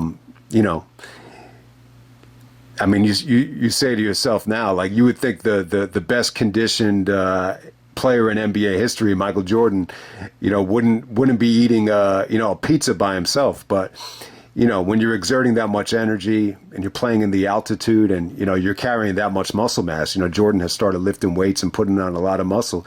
I mean, there probably just wasn't a lot of, things to eat in Utah late up at night. So it's just funny to me, Tim Grover, the trainer, pays for the pizza and he sees there's like 11 guys, delivering the pizza. You had to know something was up with it. It's just a weird story. It's a weird story. I don't know why this happened. I mean, you say to yourself, man, couldn't we get some sort of backup plan to feed Jordan before the biggest game of his life? But no matter how you feel about it, I think that's what made Jordan great. That he went above and beyond and delivered. Even when you didn't expect him to. You say to yourself, man, yeah, I mean, couldn't you have gotten Scotty? See, this is where Scotty needs to kind of bow down to Jordan, because he could have easily, filled in the void and had one of the best games of his career. But still, Jordan has to pick up the slack and, carry the Bulls while being sick.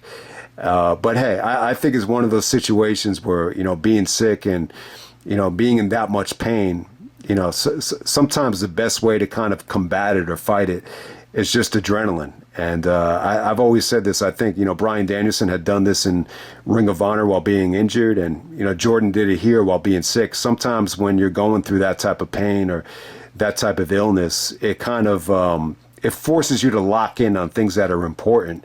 And sometimes I think you play your best basketball, you perform at your highest level. And that's exactly what happened there in the altitude as well. So serious gut check. It came off epic because of how, poor the Bulls played the previous 2 games where, Stockton and Malone, beat them to the punch. Stockton threw that beautiful, touchdown pass to Malone at the end of, I think it was Game 4. And you just say to yourself, wow, like this, they're really in jeopardy. This was like the one time where it just didn't look good. And I think that's what made the final so memorable is the severe gut check that Jordan went through here, and to bring it back to Chicago, up ahead. Jordan started to feel a lot better in Game 6. The play to Steve Kerr was funny as hell. Steve Kerr's, I got to say this, Steve Kerr's promo during the parade, was funny as hell. Like, all right, I guess I got to bail Mike out again. It was actually funny the way he told it. I'm not going to tell the whole story now, but it was pretty damn awesome. Okay, next up we have the 1987 NBA Finals. This is the Los Angeles Lakers going up against the Boston Celtics for the last time in the 80s. I really like this series, though. All right, so when you get to 87, all right, so the Celtics, they get by the Pistons just barely. Isiah makes that, heartbreaking pass that Bird steals, and he gives it to Dennis Johnson. That gets the Celtics back into the finals to go up against the Lakers. The Lakers just had too much here. I would say the 87 Lakers, they're clicking on all cylinders. It's definitely probably the best, team in Lakers history. You got Magic and Kareem and Worthy pretty much all in their prime. And then you got guys like Michael Cooper, who are defensive specialists. Byron Scott is coming on strong as, a Pat Riley disciple, a Pat Riley soldier, however you want to look at it. The Lakers had too much. Boston just went through some, the Lakers had even stated, I think Worthy even said that, they didn't want to play the Pistons. They knew they would have had a tough time against the Pistons, but, the Celtics were aging a little bit. Mikal was dealing with some foot ailments where the foot was fractured. He's trying to play through a broken foot. Bill Walton, once again, he's just nowhere to be found. He's on the bench. He's injured once again. The magical run from 86 is over. I just think the Celtics are a little bit wounded. Some of the guys that helped them out in the past are not there anymore, like a Cedric Maxwell. I mean, Danny Ainge came on strong, but ultimately it's just not enough. The Lakers pretty much, I would say, easily won all of the games in LA here. They really weren't that competitive. But what really saved this finals for me was, I think, Game 4 of the 1987 NBA Finals. It might be the best game ever. I mean, it really is the Magic Bird. If I were to recommend one game, from the Magic Bird trilogy, I think this is the game to check out. And it's tough to say because they've had some great games. I think 1984 had some classic games as well, but Bird hit some incredible shots. He misses the game winner, but he's able to make the first shot where Worthy actually has to leave him, and he makes a shot in the corner. Kareem misses a free throw, the ball goes out of bounds. Magic actually brushes off Kareem and goes for the baby hook, and the baby hook is a beautiful shot. I mean, I've done this shot a million times at the park. I've tried to. I always practice it. I try to replicate it, and it's a testament to how good this shot is. That Kareem has become synonymous with the hook shot. But whenever I do this at the park, everybody says the magic baby hook. They don't even say Kareem. They say the magic baby hook. It's an iconic shot. It's one of the best moments, maybe the best moment in finals history. And this is where Bird had to break the ice. He just said, Magic's the greatest player I've ever seen. Unbelievable. And, Bird actually misses the shot at the end of the game. But you just had some tremendous back and forth. The game was played at just a rapid pace. It's entertaining as hell. This is the game to check out. If you've never seen Lakers and Celtics in the 80s, the pinnacle of the Bird and Magic rivalry with, Magic, finally, dethroning Bird and kind of settling the score once and for all. 1987. All right, so from there, we're going to go to 1991. We got Jordan versus Magic in the NBA Finals. I think it's really memorable. I mean, it's the first NBA Finals to ever take place on NBC. I mean, it's definitely what everybody wanted to see. But man, I think it's memorable, man. The Lakers actually win the first game in Chicago. You see Magic's experience really play off well here. He's with a new set of talent. He's playing with like Vlade Divac. He's playing with Sam Perkins. It's a different Laker team. It's a different coach too, and Mike Dunleavy. And they steal game one in Chicago amidst all the butterflies from the Chicago Bulls. Scottie Pippen and Horace Grant even admitted, they were a little bit nervous. Jordan tried to pick up the slack, but he misses the shot at the buzzer in game one, and they have to rebound from there. Game two was a blowout, but it's like the most entertaining blowout ever. Jordan does his famous, exposes the ball with his right hand and then switches to his left in midair. Where Magic was funny in the press conference. He was like, yeah, he put the ball in his hand, he cocked it back like a yard and said, well, I don't know. And everybody started cracking up. So the Jordan play was iconic. They put Pippen on Magic to kind of force him out of the ball. So you remember that. I don't know. I mean, look, when you watch some of these things back on, the championship videos, I mean, they're produced so well at this time. And I want to give a shout out to Don. I'm not talking about the Clippers owner here, but his name is Don Sperling. He deserves a lot of credit because I thought these championship video packages were outdated. Like when you watch the ones from the early 80s, you feel like you're watching shit from out of like the 50s. But by the time you get to like, the late 80s going into the early 90s when the Bulls were winning, these were just so well produced. I mean, there's just nothing like them. And they've definitely like lost a lot of luster over the years. I'll never understand the slow motion highlight shit. I'll never understand that. But if you want to see them in their prime, check out any of these first couple of Bulls championship videos. They're extremely well done. But if you could look past that, once the Bulls got to LA, they won 3 games in a row in LA. I know Magic likes to make the argument that Byron Scott was injured and, James Worthy was injured. But the bottom line is Jordan had the eye of the tiger. Pippen's defense was incredible about how they were able to turn their defense into offense so quickly. And look, John Paxson broke free and got hot in Game 5, and they're able to shut the Lakers out in 5 games in the form. A lot of Bulls fans too. A lot of Bulls fans in the crowd. I thought the Lakers played well, though. I mean, they did take them to overtime a couple times. Vlade had a good series. I thought Sam Perkins had a really good series. Even Terry Teagle, comes off the bench and, shows everybody that he can play. But, hey, this is the Bulls' first championship. Jordan was celebrating so hard that if you notice, Magic tried to hug him after it was over, and Magic just said, fuck it. I'm not going to be able to get to him. He's going to be celebrating with his teammates forever. So eventually they embraced in the locker room. And it's a great moment. I always thought Jordan was very humble in the build up to the finals about how he didn't want to let it take away from the team. And even after he won, he had a great soundbite. I mean, obviously the producer, told him to say this, but it felt like it came from the heart. It felt humble. He said, a lot of people ask me if I can fly, but, during this year, I've learned that, we can fly. So that's what the name of the video was called, Learning to Fly. So I thought it was great stuff, man. It's definitely a memorable finals for me. I just remember watching the tape as a kid, and it really just kind of brought my level of excitement to the next level. Watching the series back. Okay, next up we have the 2006 NBA Finals. We got the Miami Heat dethroning the Dallas Mavericks 4-2.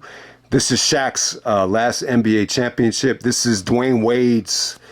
I'm gonna say this, and I said this a couple weeks ago in a video about John Cena and. When Randy Orton was criticizing John Cena of not becoming a parent, I reminisced about how when Wade finally had kids, it awoke in him to get better grades and to perform better, and I thought that's what got him ready for this championship. So he performed beautifully here. Dallas and Dirk, they went up 2-0, and when Miami took the series back to Miami, they were forced to win 3 games in a row. I mean, there was a lot of criticism here with the officials and, Wade going to the free throw line. But the bottom line was, Avery Johnson even said, he's like, we cannot guard Wade.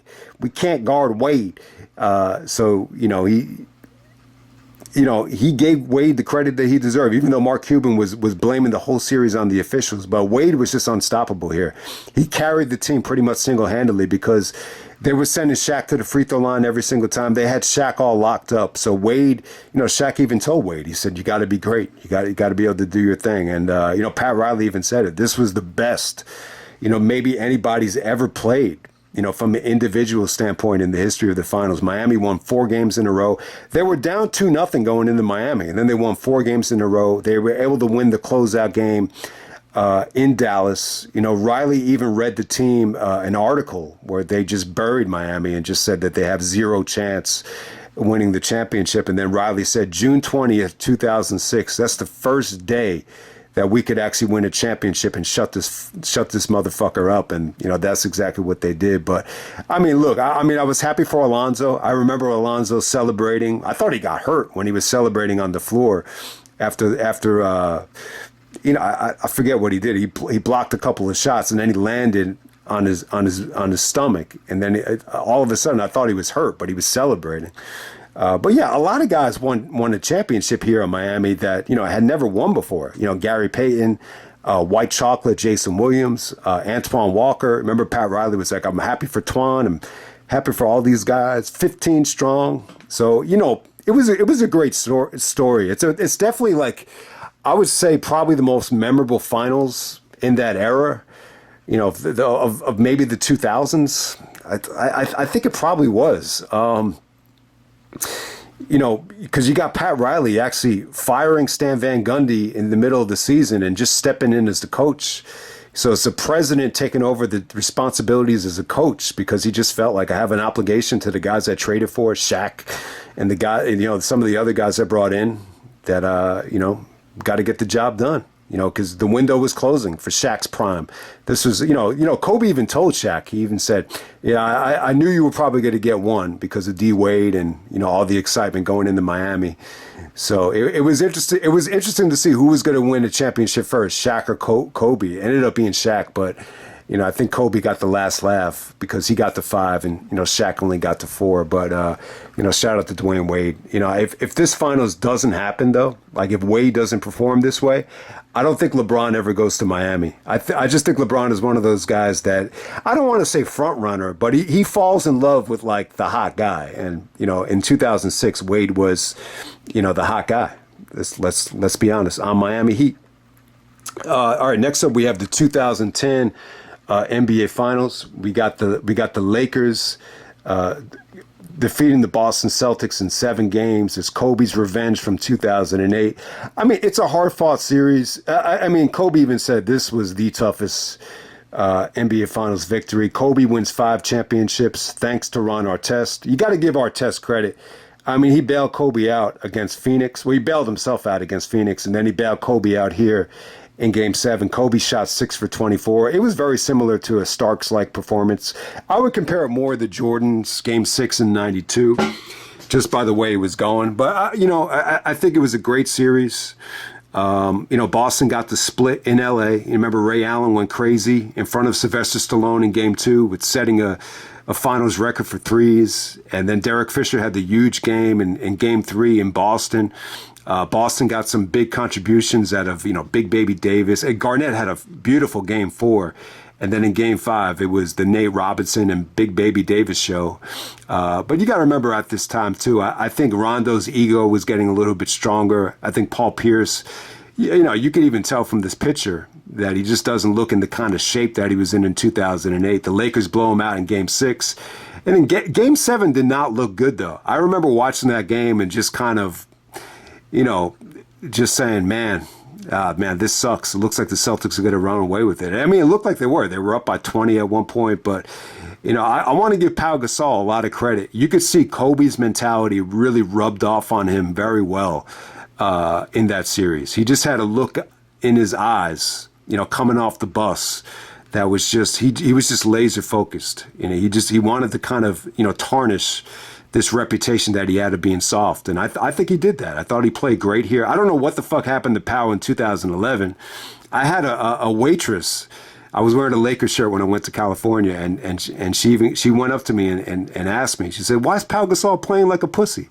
I was like, "You're the first female I've ever heard that said the word pussy like that." So that was pretty cool. But hey, the bottom line is, Gasol played great. Ron Artest, had some huge moments there. Even though Kobe didn't shoot well, he rebounded the ball, and he wanted to win. He wanted to win bad. He said, I didn't know how we were going to win. I just knew some way we were going to win this thing. I mean, he definitely forced the issue. I mean, you want to go down swinging, but, this is one of those games where, Phil would even tell you that Kobe was kind of shooting them out of the game, but you can't say enough about Kobe's will to win. I mean, 15 rebounds is huge. and they were able to dethrone the Celtics. You know, the Celtics had some bad luck as well. I think Kendrick Perkins, you know, tore his ACL. You know, Garnett is coming off of the knee injury. It's clearly not as good as they were in 2008, but still, it was still a tough-ass series. And it's probably, you know, it's the best series Kobe was in the finals. There's no doubt about it. All right, next up, we're going to go to the 1988 NBA Finals. We got the Los Angeles Lakers taking on the Detroit Pistons. Riley actually guarantees that the Lakers are going to win back-to-back championships. He guaranteed it at the parade. You know, Riley's mindset was, you know, if we're going to separate ourselves from the Lakers or from the Celtics, we got to do something different. We got to do something to stand out and solidify us as the team of the 80s. And the only way to do that is to win back-to-back championships. Ultimately, I think it put a lot of pressure on the Lakers. And ultimately, it might have led to Riley's downfall, especially in Los Angeles. I think he probably, you know, was becoming too big of a star with all the trademarks and all the video games and everything that was going on, making more money than a lot of the players. But still, for him to come out and actually guarantee and push the Lakers to win back-to-back championships, you know, he's going to go down in history as an all-time great coach, you know, no matter how you look at it. But it was a great series between the Pistons. You know, the Pistons were definitely, you know, ready to win. They could have easily won this series. I think a couple things, you know, went wrong for the Pistons here. For as much of a disaster as 87 was, with Isiah throwing away the ball and the racism stuff that came up, you know, this was just as heartbreaking because you had Isiah, you know, having the game of his life, you know, spraining his ankle and still not giving in and scoring 25 points with the sprained ankle in one quarter. It was unbelievable. A serious gut check.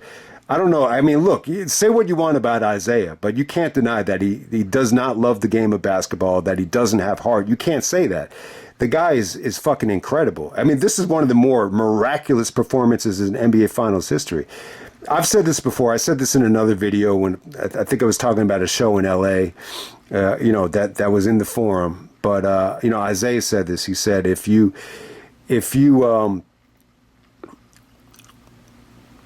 can't persevere, you know, through the tough times, then you'll fall and you become just like everybody else in the league.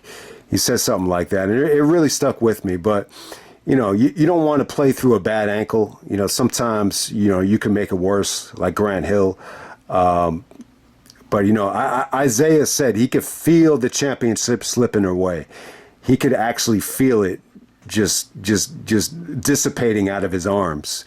You know, sometimes when you sprain your ankle, you could play through it.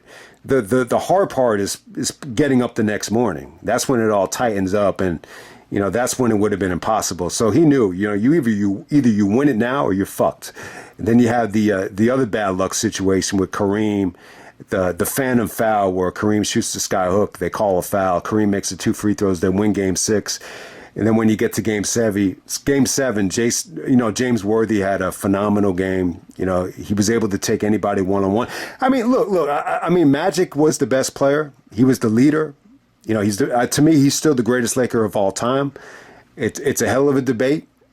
But still, their best one-on-one player for that tough defense was James Worthy. And, you know, James Worthy won the MVP in 1988. And, you know, they were able to deliver on the guarantee. It put a lot of pressure on everybody. But, hey, you know, Detroit had some bad luck. You know, the combination of all those things we just talked about. And then Rodman was just very inexperienced. He took some weird shots that, you know, you wouldn't expect him to take. You know, and maybe this plagued the rest of his career with, you know, being reluctant to be an outside shooter. He's taking threes, and Chuck Daly just looked, you know, baffled at some of the shots that Rodman was taking here. But hey, man, the Lakers delivered on the guarantee. It was a sigh of relief. You know, the funniest moment, like they actually asked Riley during the celebration, "You want to guarantee a three-peat?" And then Kareem just covers up Riley's mouth. Because it just put so much pressure on the team. But hey, it was good, though. I mean, look, you know, Byron Scott would even tell you that as soon as Riley said it, like all he could do is think about next season. But I think it took its toll on Magic, though. I definitely think it did, especially when you get to the 1989 NBA Finals with Magic, straining his hamstring and all that stuff. But hey, this is the first time anybody won back-to-back championships, I believe, since the Celtics in the 1960s. So it's a hell of an accomplishment. It's the 1998 NBA Finals. We got the Chicago Bulls beating the Utah Jazz for the second year in a row, 4-2. Obviously, you know why this is on the list. Game 6 in Utah, Jordan has his best game in the history of his career. Not because of the way he shot, but, just in terms of, carrying the team down the stretch with Scottie Pippen blowing his back out in the altitude, Jordan hitting the game-winning shot over Byron Russell, just the way it was done, stealing the ball from Malone, converting on the quick two, to set them up for the game-winning shot, the free throws down the stretch, just carrying the offensive load, at the time where there just wasn't a lot of other options. I mean, there just wasn't, and he was exhausted. There's no doubt about it. So it's because of Game 6, and it was a good series. I think a lot of people wanted to see the rematch. Malone was, determined, to avenge the loss from the previous year, missing the free throws and everything like that, not delivering on Sunday, as Scottie Pippen alluded to. It was good. A lot of people were excited to see this. Utah actually had the home court advantage here, so I think that's what made it interesting. Utah actually gets the split. They win the first game in overtime in Utah, which was kind of weird. It was just weird to see that. And then the Bulls win Game 2 in Utah. They go back to the United Center for the 3 games in Chicago. Game 3 was a total blowout. I mean, the Jazz scored 54 points. Scottie's taking like charges, but, ultimately he pays the price. There's a side effect to everything. Pippen plays great defense, taking charges, but side effect to it is he blows his back out. Pippen was looking at an MVP, if they close this thing out in Game 5, had he just had a better Game 5. Once again, the Bulls win. In Game 4, Rodman has a big game amidst all the controversy with WCW and missing practice and everything like that. Game 5 was huge. Doug Collins even said, Stockton and Malone, two of the 50 greatest players in the game. If this series is going to go back to Utah, it starts with them. And they forced, Game 6 back in Utah, and then Jordan, puts on the performance of a lifetime. I don't know. It's kind of weird. It's very reminiscent. A lot of people compared this to the Phoenix series. The way the Bulls weren't able to close it out in Chicago, it was a little bit disappointing. Even seeing Jordan miss the shot at the buzzer, it's just a little bit weird. And Jordan even admitted, he kind of wanted to do it in grand fashion. Maybe show off the new Air Jordans. I don't know. He actually was showing off the Jordan 14s in Utah. But hey, Pippen got very emotional. Trying to suck it up and play through the bad back. And, 6 NBA championships. I mean, it was a hell of an accomplishment to, for everyone to say that, Jordan would never be the successful as Magic Johnson or Larry Bird because he can't make his teammates better. And, the scoring champion doesn't win, world championships. He proved everybody wrong. And, It was a hell of an accomplishment, to win 6 championships. The 2016 NBA Finals, we got the Cleveland Cavaliers defeating the Golden State Warriors in 7 games. So LeBron delivers and brings the championship to Cleveland. It's funny. I mean, look, it's LeBron's 3rd championship, but I think it's easily his most important. It takes 7 games. They defeated the best record in NBA history. Golden State was 73-9. I kind of wish Golden State won this year because it was such an awesome year. Steph Curry's first 2 championships, I think it really, lit the NBA on fire. It motivated me. I thought it made me a better player. Motivated me to go out there and, work on my shot and take it to the next level. A lot of it had to do with Steph's brilliance. Remember that Oklahoma City Classic, the series, and even some of the regular season games. I mean, 73-9. But, the bottom line is I think it took its toll on Golden State. Steph had some, injuries in the playoffs even before they got to the finals. Remember, he sprained his knee in Houston due to a wet spot. And, ultimately I think it cost them. Draymond Green definitely cost them, getting suspended. But, hey, Kyrie was brilliant. Kyrie and LeBron, that duo, one of the best duo performances in Game 5 in Golden State. They were able to bring it back to a Game 7 where just anything could happen. I mean, look, LeBron's block on Iguodala is iconic. I just think LeBron just wanted it, man. I just think he was obsessed with winning at this time. I think he did everything he could, to motivate his teammates and to just live in the moment here. That block is just, I mean, you have to be in incredible shape, to make that kind of, run back on defense and to make that block over, an all-world talent like Iguodala. It's incredible. And then, Kyrie showed his brilliance, being able to shoot off the dribble right into Steph's grill to ice the championship for Cleveland. I mean, look, and no matter how you look at it, this is something LeBron needed to do. I mean, you would have loved for him to, put forth this kind of effort before he left Cleveland. But, I don't think he really realized, the dagger that he stuck into Cleveland once he got on that flight after the announcement when he was going to go to South Beach. So this is something that had to happen. I think even Pat Riley will look back and tell you now, LeBron had to do this to solidify himself as, arguably the greatest of all time. So we're gonna leave it at that. 2016, definitely the best. No matter how you feel about the Cavs and Warriors, I mean, they kind of sucked at the end because of Kevin Durant. They just weren't competitive. But no matter what you said, 2016 is an all-time great NBA Finals. That's the closest I think we've ever come to the finals feeling like the Super Bowl for that Game 7. Okay, next up is the 1984 NBA Finals. We got the Boston Celtics defeating the Los Angeles Lakers in 7 games. I thought this was an incredible final. I mean, you could definitely argue that this should be number 1. The first time Bird and Magic meet in the finals, the Lakers are trying to redeem themselves from getting swept by the Sixers the year before. So there's a lot of interesting storylines here. But, the bottom line is Lakers definitely felt like they were the better team. They let the game slip away in Game 2. Worthy, trying to think, Magic calls a timeout after a free throw. And they didn't need to call it. Because of the timeout, they had to advance the ball in the full court.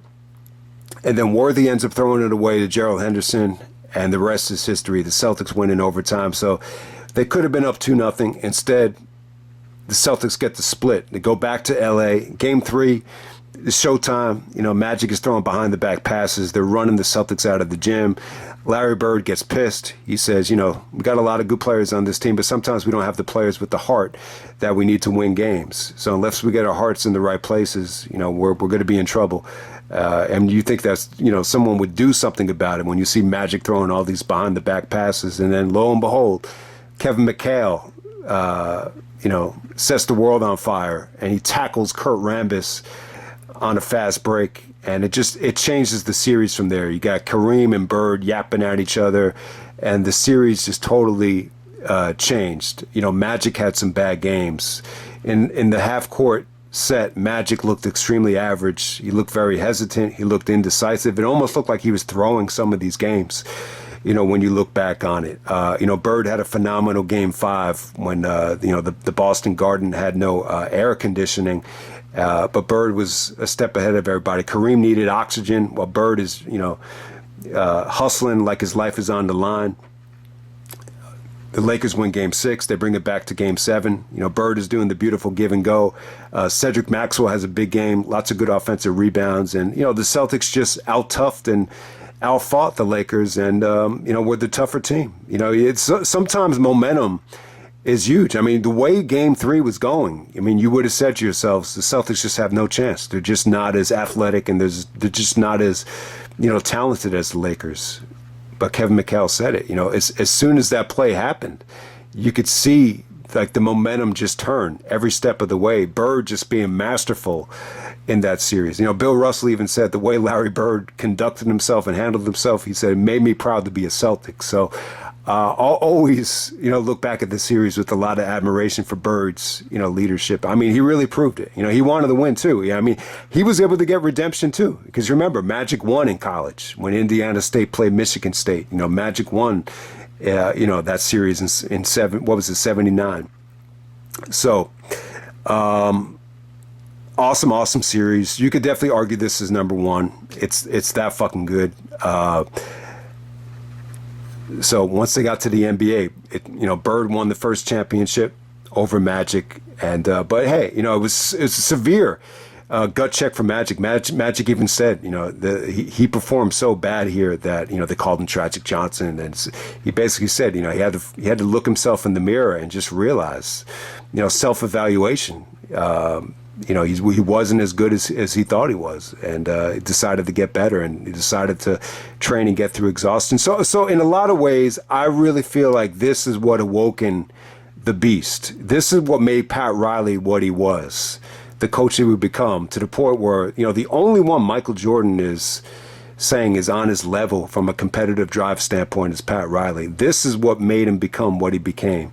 It's because of this series, all the heartaches and all the regret. You could even hear it in Riley's voice about that Game 2 situation with Magic calling the timeout. He's like, I could see it right now.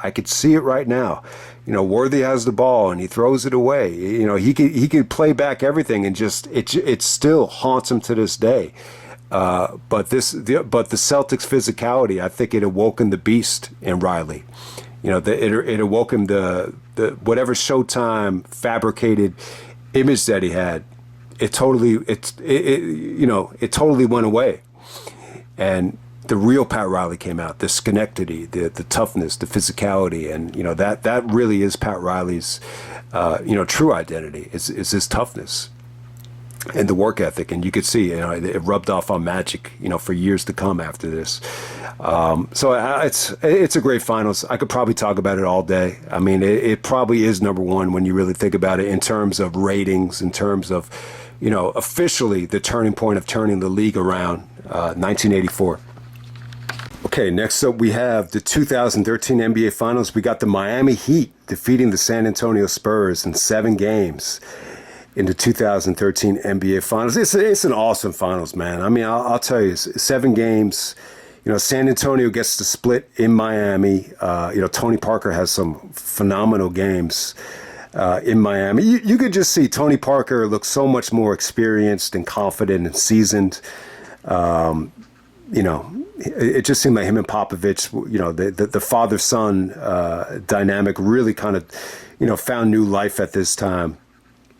You had LeBron having that awesome block on Thiago Splitter. So the first 2 games in Miami I thought were good. You knew this was going to be a competitive series. And once it got to San Antonio, I mean, San Antonio just had some tremendous games, shooting the ball. Danny Green had he set an NBA record for threes. This is, Kawhi is only 21, but he's playing a huge role defensively. Tim Duncan is still like an ageless wonder at this time. Ginobili is there. It really was a great series. Wade had a flashback in Game 4. I think Wade was starting to have some knee issues at this time. I mean, he had to drain his knee against Indiana in 2012. And, I just think during this run, 2013 and 2014, he would come and go. He wasn't as reliable as he was in 2006 or 2011. So, but hey, he would give you that last game of brilliance in Game 4. Plus, he was battling, for the custody of his kids, and it kind of forced him to, work a little bit harder to prepare for some of these games, which, played dividends. And I think Game 6 and Game 7, Game 5, they send it back to Miami ahead 3-2. So San Antonio is actually in the driver's seat, up 3-2. They have the lead with a couple minutes to go in Game 6, and Ginobili even said, we just gave it away. They just gave it away. I'll say this. I think LeBron was awesome in Game 6. I don't know if he gets enough credit. I think a lot of people just see Ray Allen made the jump shot. It's like, Ray Allen saved your ass. But even before that, you remember LeBron loses the headband, and he's just taking it to the basket relentlessly. He's pump faking Duncan without the headband and, scoring over Duncan. He made a couple of threes. I mean, he missed some. I mean, he missed the key one. Bosh got that monster rebound, kicks it out to Ray Allen. Ray Allen has the presence of mind to hit a 3.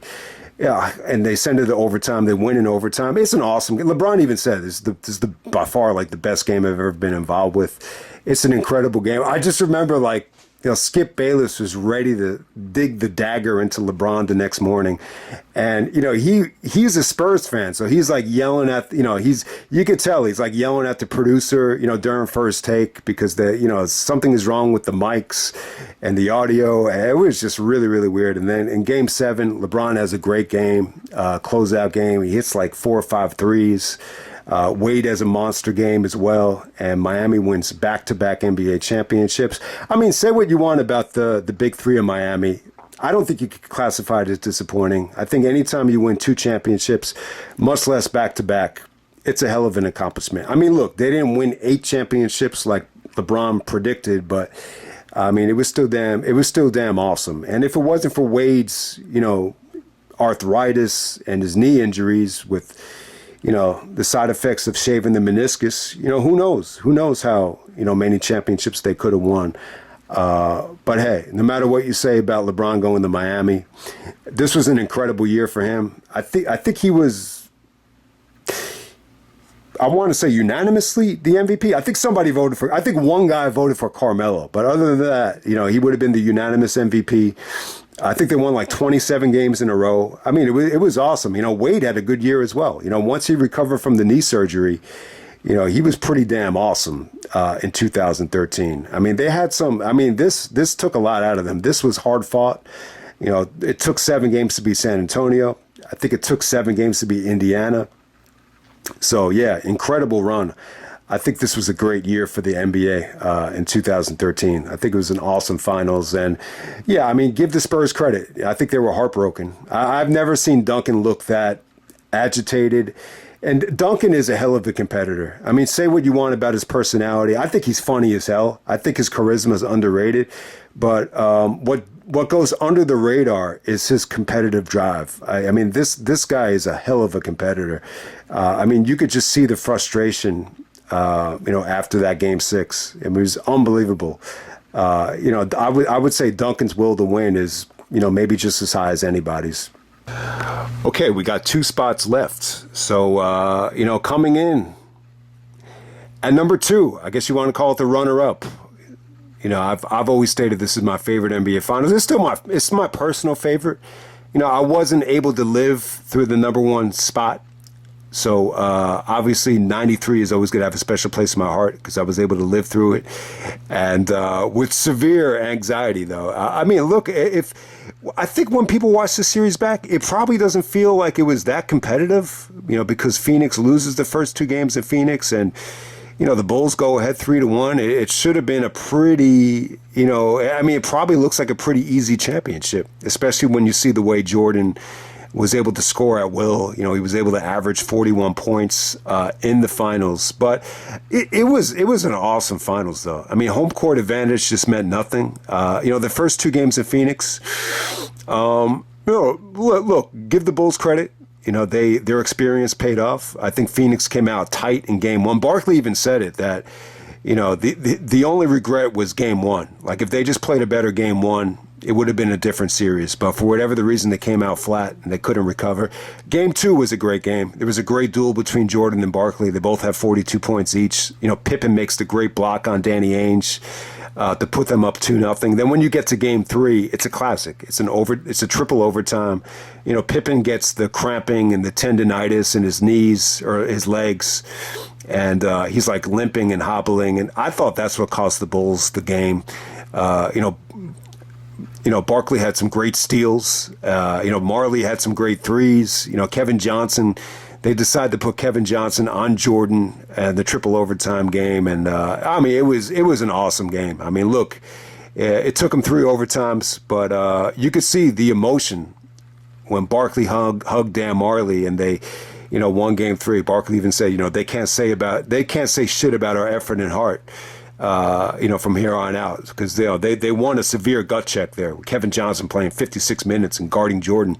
Because Marley guarding Jordan didn't work. You couldn't really put Richard Dumas on Jordan. Game 4 was another classic game. It probably is like Jordan's best game in the history of the finals. I think it's like the only time he got 50. He scored 55 points. He shot well. Like he really didn't even need that many shots to score 55. But, Phoenix was very indecisive about when to foul him, when not to foul him, and when they did foul him, he was getting and ones. The last shot on Barkley, where Barkley wraps him up and he still makes the shot, it was just incredible. So, Jordan pretty much carried the load here. He was very disappointed in, the way the overtime game went. So obviously you knew he was going to come back with a bang. But no, for as good as Jordan played here, I mean, Marley and Danny Ainge, really got under his skin. Jordan and Danny Ainge went at it. Barkley and Pippen went at it. It became a series. It became, you saw a lot of fighting, a lot of, testiness, chippiness, whatever the fuck you want to call it. Game 5 was really disappointing, though, man. I mean, everybody was celebrating before the game even started. But, Phoenix, I mean, look, a lot of people wanted to see the championship that night. But looking back on it, it made for a better series. Richard Dumas, how many leak-out dunks did he get? And, Phoenix was able to send the series, back to Phoenix for a Game 6. I did want to mention, though, it would have been interesting to see, how well Phoenix done, because everybody forgets Cedric Ceballos was hurt, for this series. I don't think he played in any of the games, but, Game 6 is a classic. I thought the Bulls got off to a great start. BJ and Jordan are hitting threes in the beginning. It looked like they had the game in hand. In the second half, Phoenix is just blowing them out. Phoenix took like an 11-point lead. They had the lead at the end of the game. Jordan only scores. What's fascinating about the game at Phoenix is the Bulls just got no offense in that second half, and they still were able to win. I think Jordan scored 11 points in the fourth quarter, but that was it. Nobody else scored besides Paxson with the game-winning 3. So, yeah, I mean, it's a hell of a series. I think Paxson's 3 was a hell of a relief. There's one timeout during the game where Jordan actually looks like, fuck, we're going to have to go back to a Game 7. Even Magic is like, this is going to Game 7. So it's an awesome series. This is the one series where I wish, I'm glad the Bulls won. But, if I could pick one finals where I wish both teams had won, this will be it for me. And then to wrap it all up, at number 1, I'm going to go with the Lakers and the Celtics in 1985. The Lakers get their revenge from 84, and they win in 1985. It's a hell of a... It's a hell of a series, and it's a hell of a story of redemption for Pat Riley, for Magic, and for Kareem. Kareem ended up being the MVP, maybe the oldest MVP in finals history. What's really, really interesting is, Magic wins MVP in 1980 at 20, and then when they win in 85, Kareem wins it at 38. So that's like the biggest gap of multiple MVPs on the same team in finals history, which is really interesting. But, I think that, the story really is Magic, but ultimately I'm having it at number 1 because of Kareem. But first, let me just say this about Magic. He just didn't play well in 84, but in 85, you could see Riley's toughness, really rub off on Magic. And Magic developed toughness as well. I mean, there was one play during the series where, Magic just ripped the ball out of, I think it was somebody's hands. I can't remember who it was. I mean, Mikhail Paris Bird ripped it out of his hands and just dunked it out of frustration, plays like that. And even Magic with the offensive rebounds and the putbacks in some of the games, you could just see he was tougher. He was in better shape. He made better decisions. He said he was going to work till exhaustion just to make up for that loss. And so, you give him credit there. But the story of 1985 is because of Kareem. Why I have this at number 1. I think it's the best story in NBA history. When you go back to Game 1, it's hard to find this footage, but the whole game is not available. But Boston blew out the Lakers in Game 1. It was called the Memorial Day Massacre. Like, they won by like 30 or 40. And, Kareem didn't have a good game. Riley thought he was soft. He wasn't going up hard. And, Mikhail and Parrish and, the Boston's front line was very physical. for whatever reason, Kareem just looked like he was a little bit old, and it just didn't look like it was going to go well for the Lakers. In the film session, Riley is just ripping up Kareem to shreds. He's saying, "You call yourself a fucking Hall of Famer? You should be fucking embarrassed by the way you played." He's like, "You played soft," and the papers are saying that Kareem is too old, and that he should retire. He should have never came back. All these different things, and. So yeah, I mean, he felt humiliated, and then he actually asked Riley. So Riley has this policy, which I talked about, like he doesn't want anybody involved. You can't have any of the wives traveling with the team. Nobody could ride the bus. So Kareem actually asked. Kareem asked Riley, if his dad could ride on the bus with him, for support, and Riley stunningly he says absolutely. And I think it was great. I think Kareem, to be humiliated in front of the team like that, and to have the media, saying he was too old and past his prime. I think it gave him the confidence to go out there and, dig down deep. And that's the great thing about basketball to me. Like a lot of the performances and the way you play, a lot of it has to do with your approach to the game or your mentality before the game.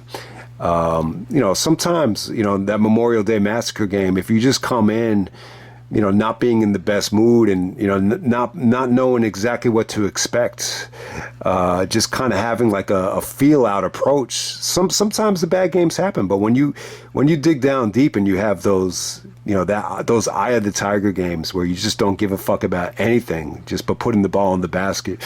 Sometimes that approach it just goes a long way in terms of just setting the tone, for the rest of the game, for the rest of the series. I mean, he was great in game 2. I mean, he's blocking shots, he's scoring at will, he's the hook shot over everybody, he's dunking over guys. I mean, it looked like 38 years old. It's old for the NBA, but Kareem still had a lot of juice left. I mean, look, he was taller than everybody, but this is the leading scorer for a long time in NBA history, and he ended up being the MVP of the finals.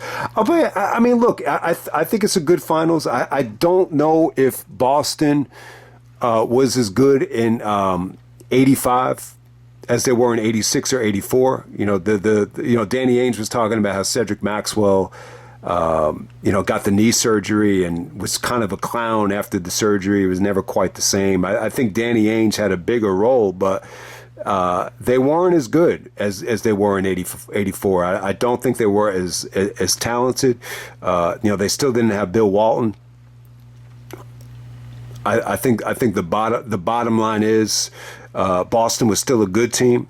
They were still able to tie the series up once the series went back to LA.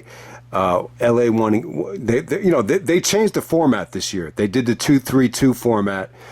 I don't know. That might have hurt the Celtics. I think that format, it's very difficult for certain teams, depending on how the first 2 games go. I think to go back, the 3 straight games at home, obviously it's, you've seen it benefit the home team. Sometimes you've seen it benefit the away team, like it did with the Bulls, and it did with the Pistons. So I don't really think that's that big of a deal.